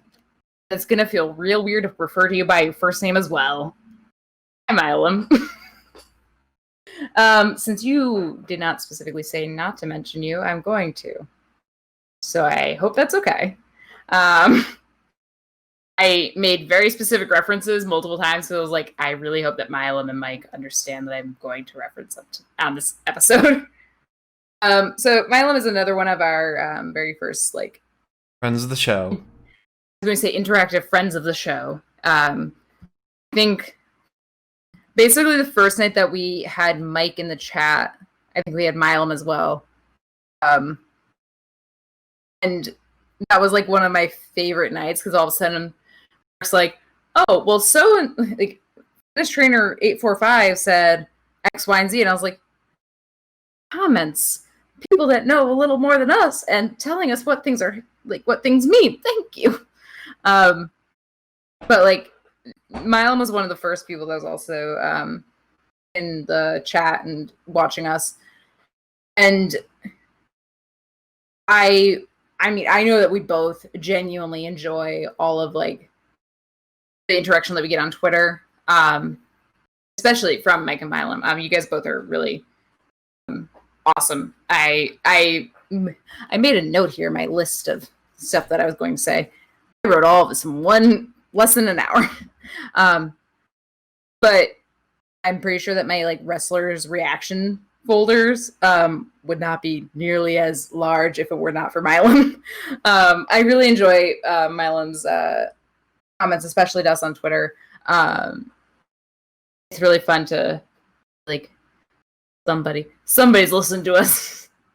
But Milam's also he put it, I believe, in his Twitter profile, an on again, off again writer and a journalist in between. And actually, Milam opened my eyes to a thing that I guess is done on Twitter called VSS 365, and I really love seeing his tweets about it. It's like every morning I'm scrolling through my Twitter and I'm like, there it is. Which is basically like a writing prompt for a Twitter-sized writing prompt. I had to look it up to do this. But I really enjoy reading his writing. I really enjoy seeing the posts that he puts up on his Twitter from his blog. And I think it's kind of serendipity that or serendipitous, that's the word. And he's such a big horror movie fan because I know Mark's a massive horror film buff, and Mark's also really in love with the Halloween series. So I was I was seeing that on my feed all of a sudden, because Mylum, you were reviewing all the movies, and I was like, Mark really would love this shit. Yeah, I see it too. But Mylum, we really appreciate everything that you've done for our podcast. We really appreciate all the interaction. We really appreciate the friendship, honestly. It's a massive part of this. You're also the only one who's not shouting out Velveteen Dream's name every NXT. Looking at you, Mike and Splucha.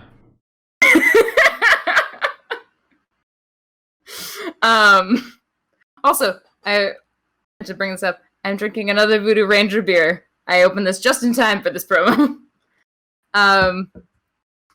But it was funny because I also I followed Mylum right after he started commenting on the podcast. I saw somebody reviewing beers, and I was like, oh, that looks like a cool beer. That's interesting. I wonder if the guy reviews beers. And I looked, and I was like,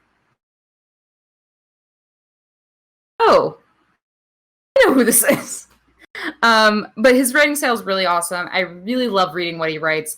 I also really love how well he spans across genres of on his blog, there's writing, there's current events, political stuff, there's film reviews, and I can only write. I can't do any of the other kind of things. I can't review stuff. I can't write an article like a journalist would. So I really have a lot of appreciation for that ability to span. And I encourage anybody who's watching this to check him out, please. This is Twitter. I'm going to have to use his real name for once. It is at Brett_Mylum. Twitter. That's not part of the handle. And the Twitter is not part of the handle. It's just the at. And his WordPress is brettmylum.com. He's, I mean, this is the last shout out I have for people that are viewing the podcast tonight. As far as I know. But well, you're forgetting Splooch's stream. Don't forget Splooch's stream. Actually, I forgot that because when I was compiling all of them, that's my fault. Sploocha, check out Splooch's stream. He makes a lot of cool streams. I'll be honest. What is? It's Sploocha. What is that? It's twitch.tv/Sploocha. Hang down, Sploocha. Hang down. Just hang down. Yeah. I'm not gonna let us forget about you. Oh, Sploocha. Because Splooch is also one of my other one of the first commenters that we or interactive friends of the podcast that we've had. But we will come back to Sploocha, please. Yeah. But yeah, please check out Ilum. Check out his writing. It's awesome. I love reading it. It's made me want to write more, which I have not, but I will, maybe. Woo! Hopefully. Fingers crossed. I'm sure Mylum can understand that. Also, he was the first person to justify the fact that I take so many notes, and I respect the hell out of that. Thank you. All right, now shall we move on to the best of the night? Yes. Love you guys. Appreciate all the support you give us. This is why you should tell me when you want shout-outs, because I remember them. Also, the more you mention Velveteen Dream's name in the chat, it lowers the amount of days we will shout you out. So we're basically on a countdown right now. Some of you have very few days left. I can't see the chat, and I'm the one that makes the shout-out, so...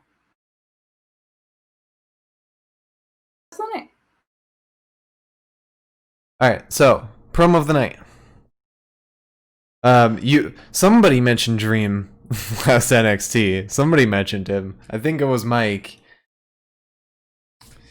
But anyway, promo of the night. So we started off with Adam Pierce talking to Vince, the start of this whole saga. And then we had Jeff Hardy talking in the ring, saying he's got an open challenge. Then we had a promo with Sami Zayn talking in backstage. Then we had a Firefly Funhouse with Adam Pierce. That I liked that little thing. But one thing I realized, Adam Pierce was able to find the Firefly Funhouse, and everyone's been saying nobody knows where it is. How did Adam Pierce get there? On his own, willingly. But after Dude, that, I don't know. He just knows too much. after that, we had Matt Riddle talking in the ring for God knows what reason. We had a promo with Big E, which I think that was where the whole that was about the Miz TV and how he declined. Then we had the promo with Adam Pierce and Drew Gulak. Then we had Sasha and Bayley talking in the ring, which had to see Nia Jax again. Then we had Cesaro and Shinsuke promo with Sami Zayn, where all of us were hurt very much. Then we had the Lucha House Party promo right before the fight, where they were attacked by Cesaro and Shinsuke. Then we had another Adam Pierce promo, where he went to Vince, and Vince basically scolded him. Then we had the disgusting promo with Alexa and Nikki. Then we had the Miz and Morrison promo with Sheamus. And then the last promo we had was Adam Pierce and Roman featuring Paul Heyman. And you know what? I'm going to give it to that one. Paul Heyman's reveal. I'm going to go with you on that because that, one, made me lose my shit. And two, the fact that it was, one, so out of left field. Again, I say this a lot, I think, but every once in a while I'll be like looking up news articles and I'm like, I'll see something that's like, oh, this person's appearance is rumored at so-and-so like episode or whatever. And I'm like, I kind of saw that coming. That's not really shocking. And then shit like this happens and no one's ever like, somebody's rumored to return to SmackDown. Yeah. Or to go over to SmackDown. Oh, I went through 3 Twitters, by the way, for these news articles. Mike gave a quick rundown of Splooch's stream, which I'll read off real quick. You don't have to read it off. I'll open it up. I'm going to put my glasses on so I can see. Okay. So I'll move on. Or do you want to read it first before I move on to Fighter of the Night? We'll do Best of the Night, and then we'll do Splucha, and then we'll do Predictions, and then we'll do our last promo. Okay. So, Fighter of the Night. We started off with Shinsuke versus Jeff Hardy.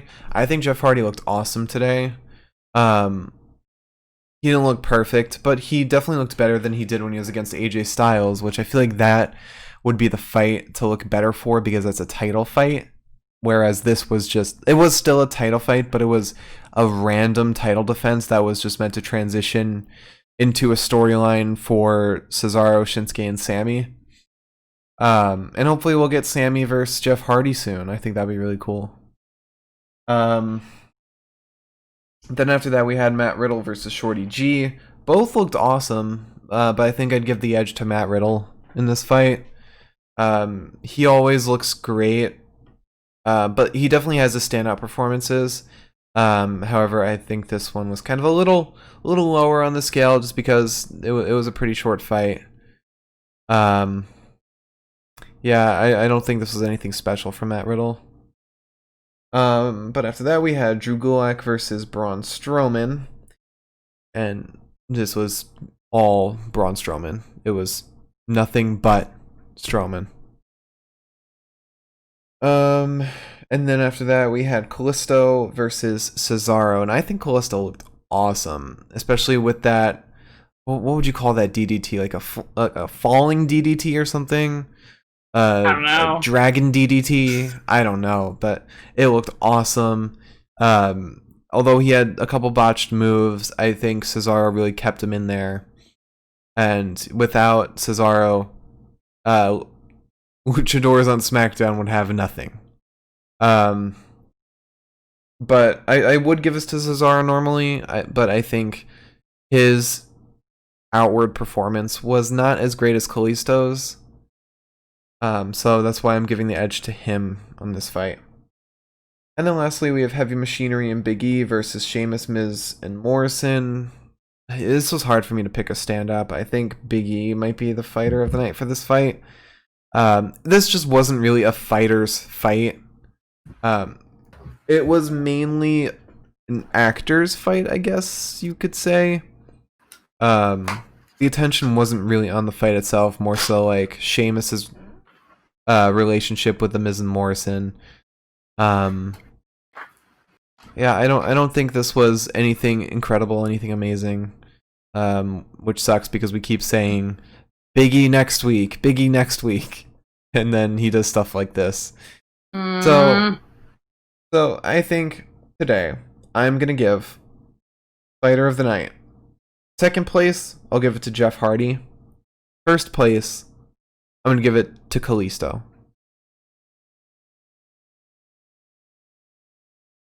Liz?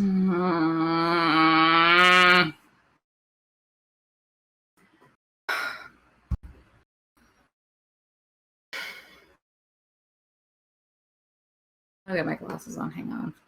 Always 20-30 for Big E.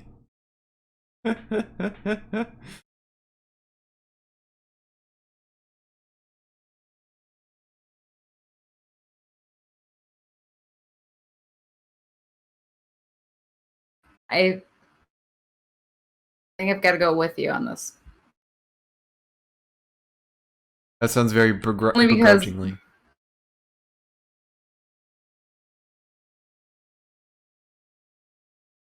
What? Yeah, you're right. I'm going with Cesaro. What? I didn't pick Cesaro. No, I know. That's why I said. You said it was begrudgingly, and I said, yeah, you're right. I'm going with Cesaro. Oh, alright. Well, now why do you think Cesaro over Kalisto? I can imagine why, but... I think he showed a lot of power. I think while the DDT looked great, and it was really fun, I think that a lot of the head scissors failed. Even if it seemed like one or two of the failed head scissors was because of Cesaro, I think that he looked really damn good tonight. Especially with the back body drops. He did at least 2 successful ones. He countered a lot of moves. I love watching Cesaro fight luchador style fighters. Mm-hmm. I think that he always looks so amazing when he does it, and I really like watching his defenses against it. Kalisto looked good, but I don't know, man. He just didn't sell it for me tonight. Alright, so now we turn to the chat. I will be the person that hates luchadors tonight, I guess. So between Kalisto and Cesaro, who do you guys think is tonight's fighter of the night? Who do you think performed better tonight?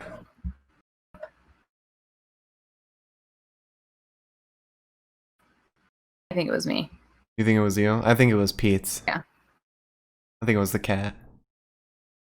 I mean, she is a pretty good fighter, but a lot of people don't seem to think that she's going to be the fighter of the night. Oh, we got 1 for Cesaro. 2 for Cesaro. Wow. Thanks, guys. Spoocha said hard salami. A Kalisto, okay, but I think unless there's any last second votes, we'll give it to Cesaro. So unless anyone has any last second votes to Kalisto. This will put Cesaro into our most picked for fighter of the night.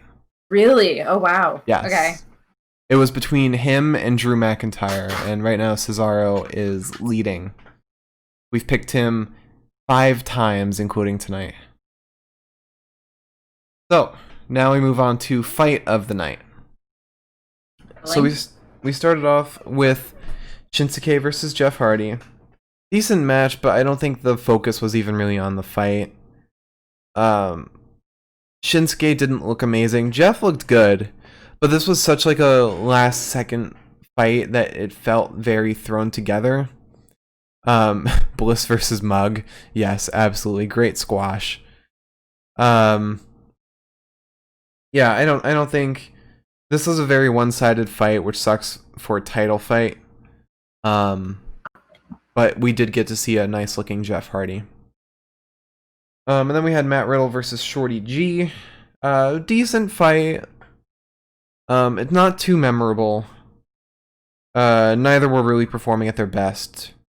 But still a decently average fight. Yes, the fight of the night is me keeping the podcast to a decent time length.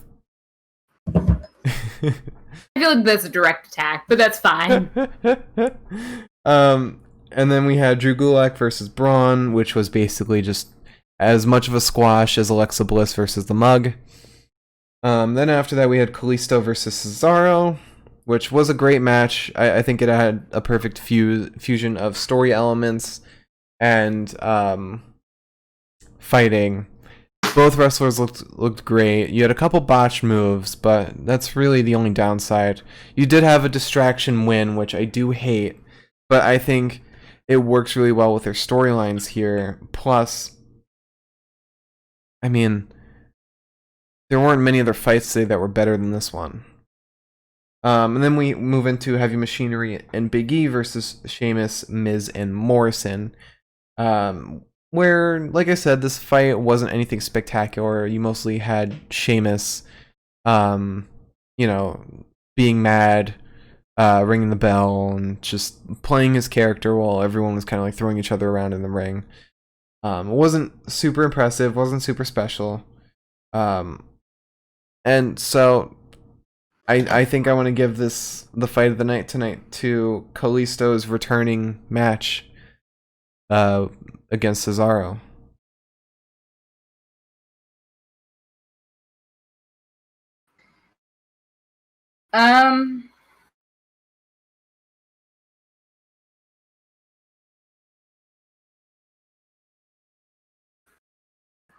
Yeah. Someone's a little distracted. Done my best. Yeah, actually, it's funny. I was going through all of this, all my notes. Now I can do them. This was the only match that, like, as much as I'm kind of getting annoyed with the same thing that SmackDown does all the time, which is,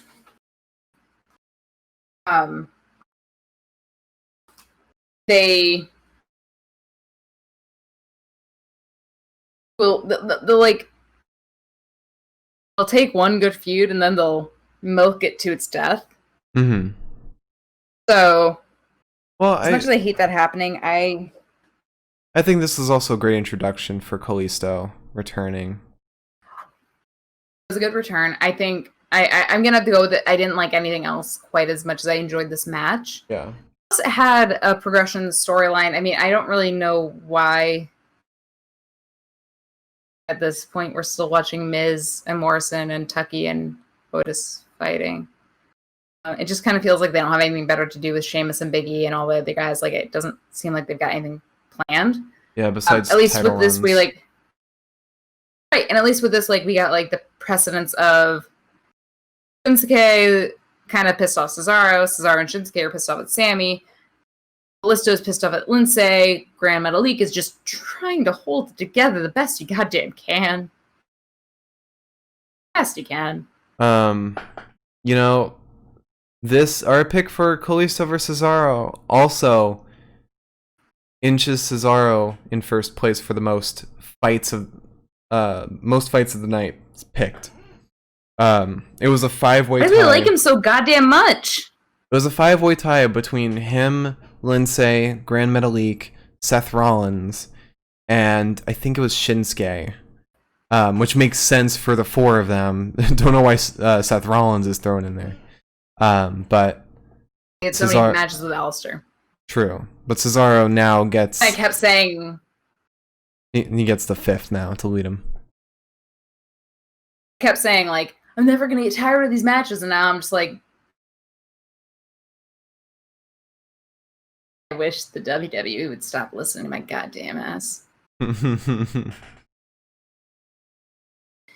Shall I continue on with our evening? Yes. Alright. I bet no one saw this coming. Let me... What? The goddamn board. Give me 1 second. Being said that, I do really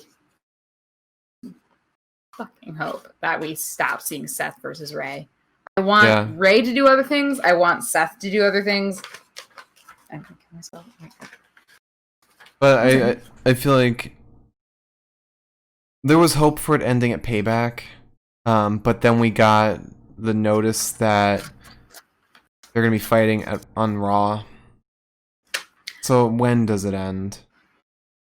Like, literally, no matter what happens, whether Seth wins or Ray wins, this feels like we're just being set up for... September, I think, is supposed to be Clash of Champions. So... whatever. Oh my god. Anyways, our next... Is that what you spent so much time making? I wanted to make the best time for Splucha. It is very nice. I couldn't find any other social media links, so I had to just this Twitch link, which is the same. It's perfect. Sorry, Splucha. I did also, however, as many may have seen, I love using words. Talking, a hobby. So I just want to put out there that I did not realize that we were overlooking Splucha. I just want to make that very known, because I would not have just promoted Milam and Mike without also promoting Splucha, because Splucha's funny as shit in the chat. I love that. The 3 of you in the chat is like the perfect goddamn storm, and I love it so much. So, now that I know, and now that I've taken notes on what Mike said, and I took them very quickly, I was afraid that there was going to be what's happened in the chat already where it's gone. Splucha. I'm not doing this because I have to. I'm doing this because I love having you around. Genuinely so much. Just you, though. So, no. I'm going to make a heartfelt message after this, too. So, hold your panties. Let's go. So, Splucha does some streaming. Splucha does a little streaming here and there. By here and there, I mean, I am kind of mad that I'm only just finding out about this, because this looks like 100% something that I'm going to end up watching later tonight.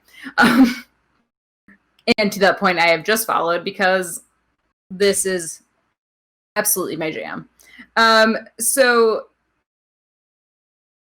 Splucha has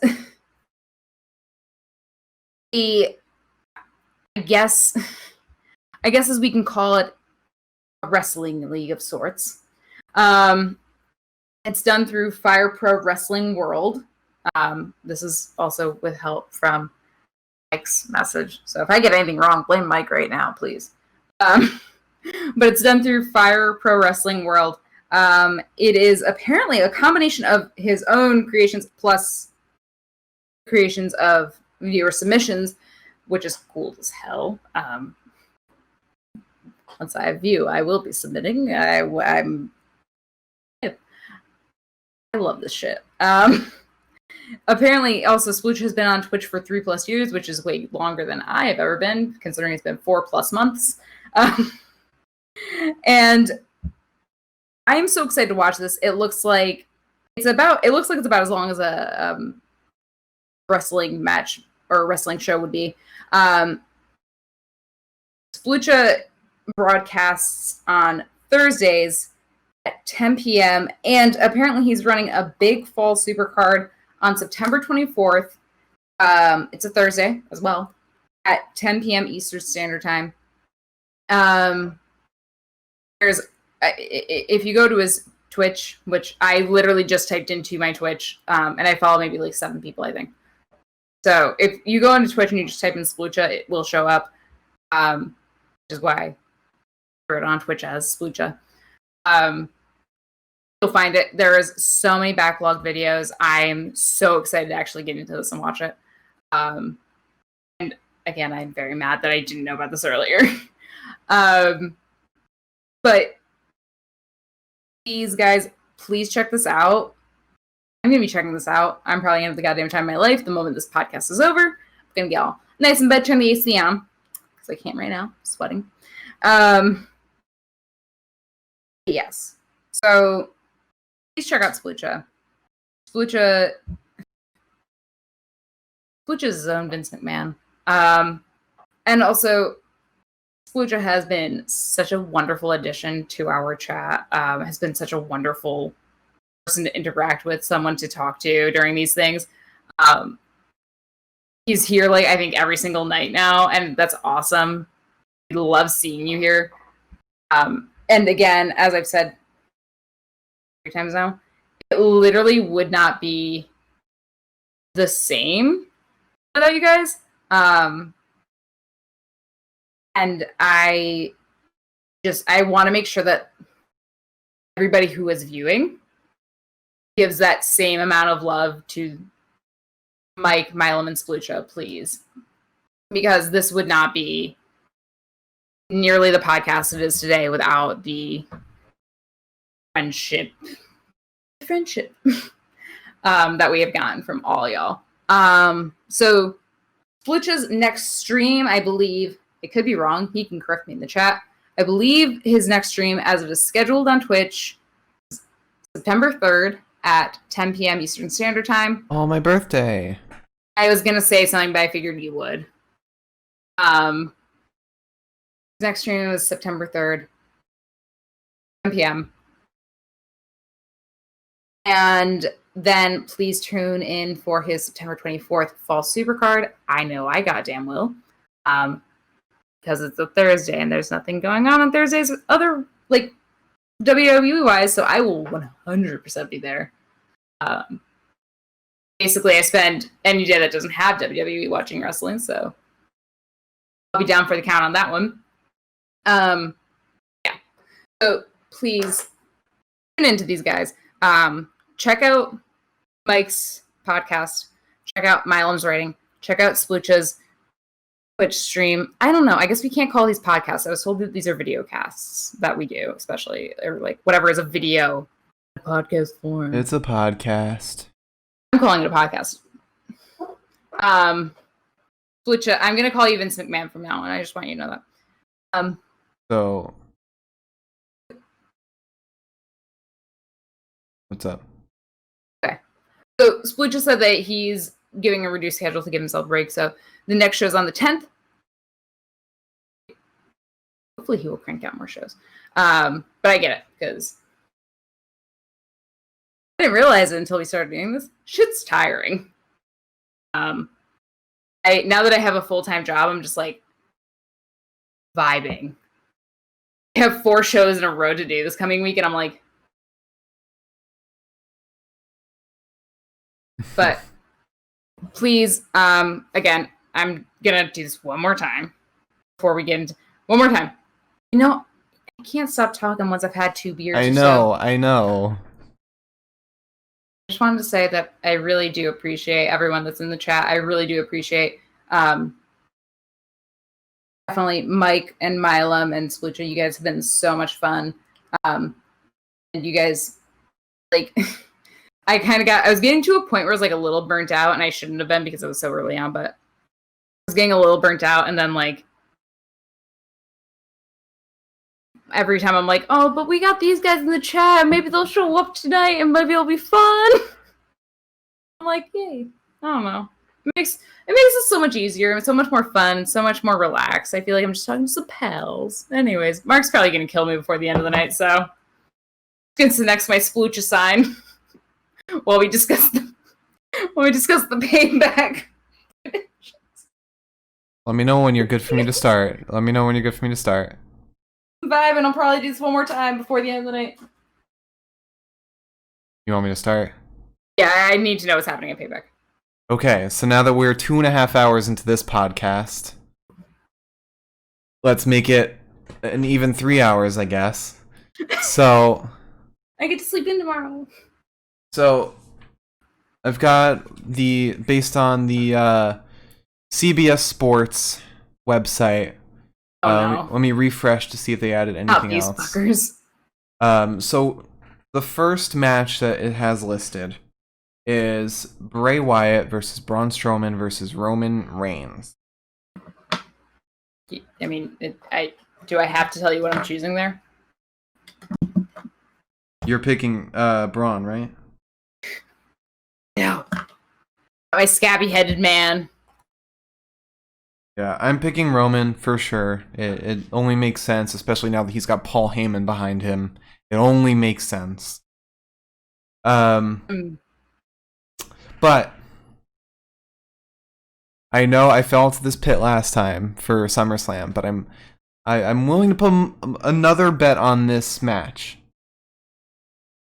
I'm willing to bet we'll see goddamn John Cena.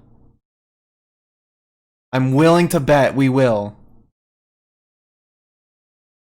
Alright, sure.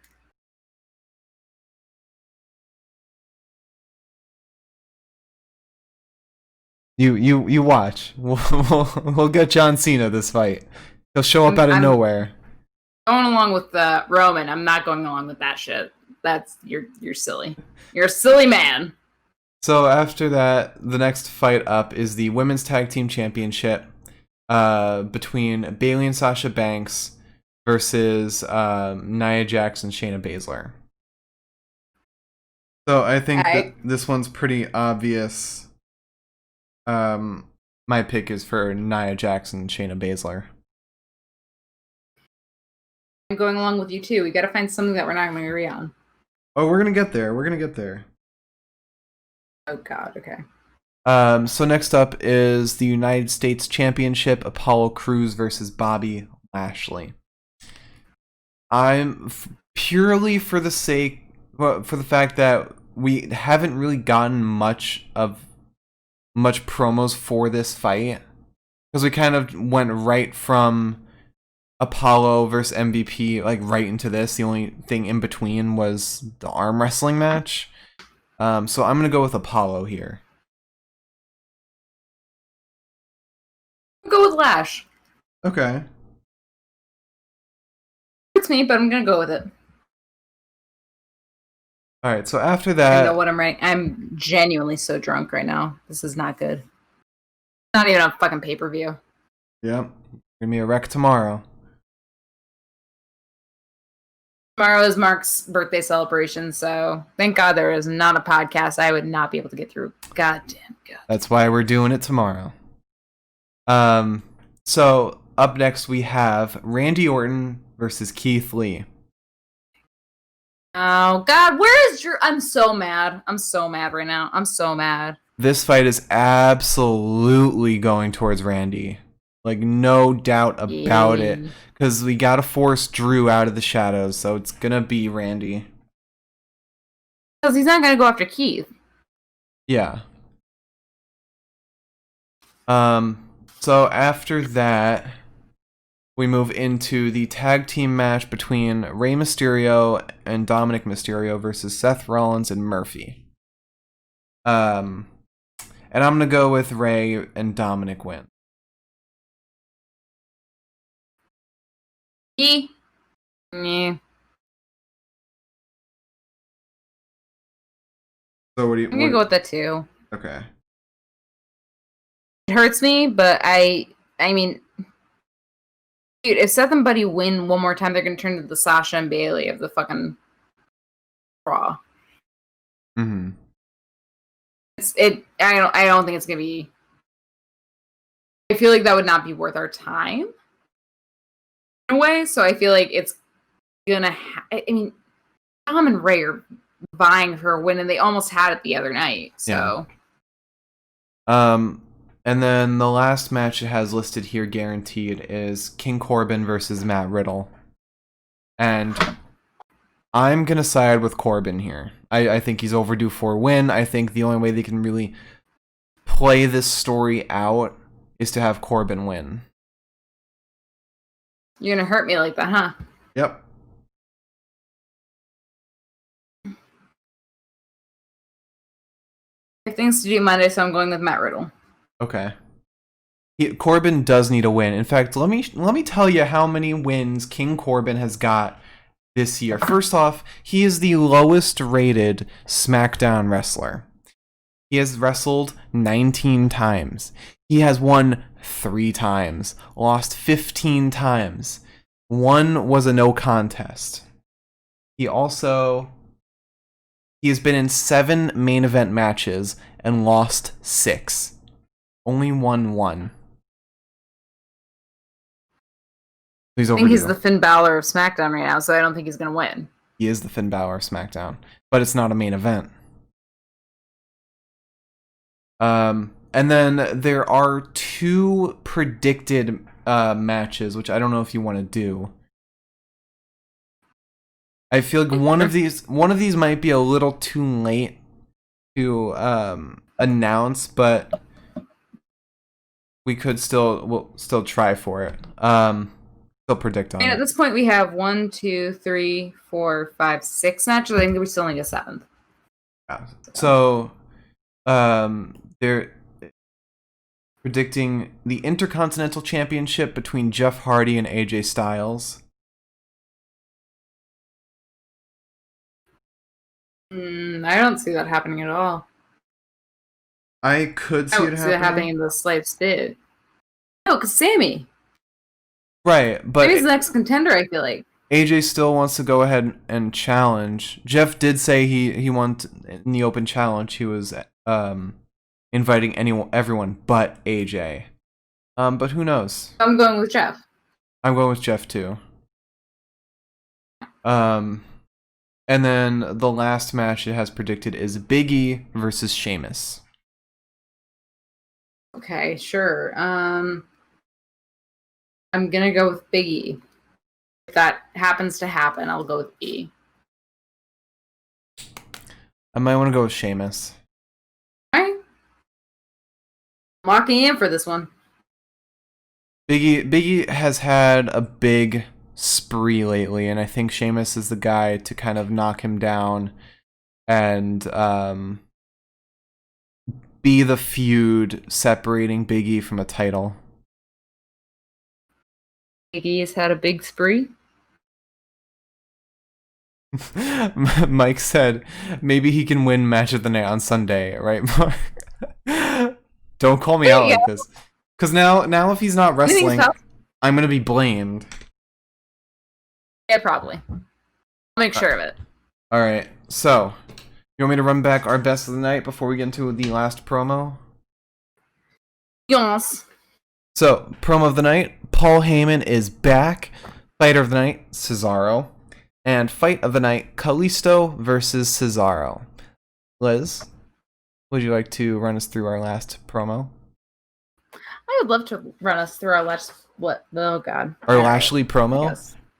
I gotta stop drinking. I didn't know Bobby Lashley had a promo. Imagine. No. Alright. This is our last promo of the night. Our friend Joe. Joe makes videos with us on Verismo. He is one of my favorite people in the whole goddamn world. He is someone that I met, I think, a year ago, and I adore him.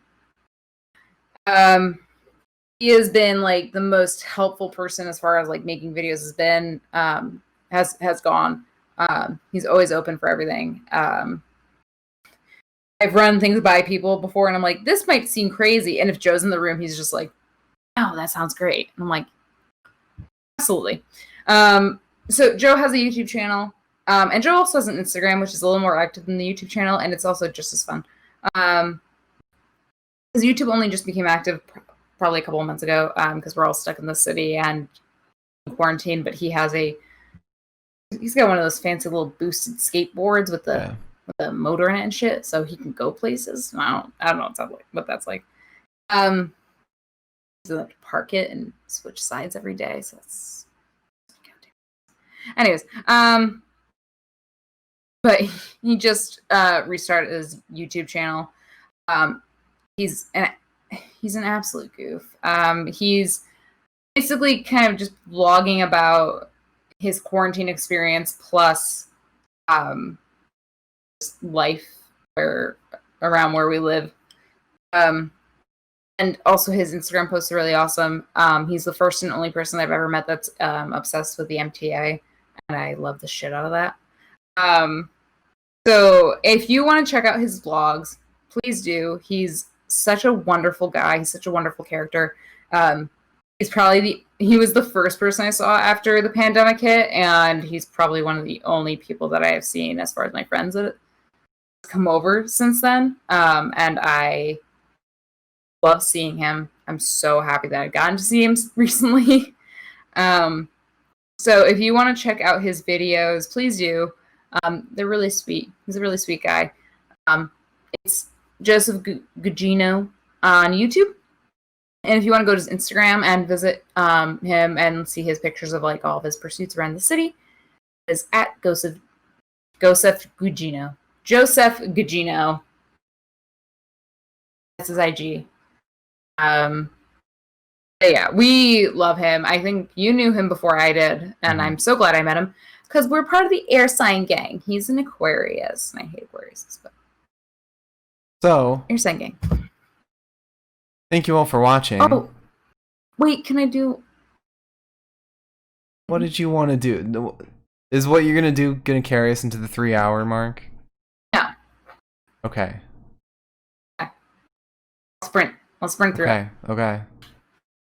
Thank you guys so much for joining us. Thank you for sitting through a promo preview or prediction. Sorry, a promo prediction and a post show podcast tonight. Those 3 things. I kind of was worried that we were going to lose people towards the end, and I'm so glad that you guys didn't leave us. 20-minute Liz filibuster, possibly. But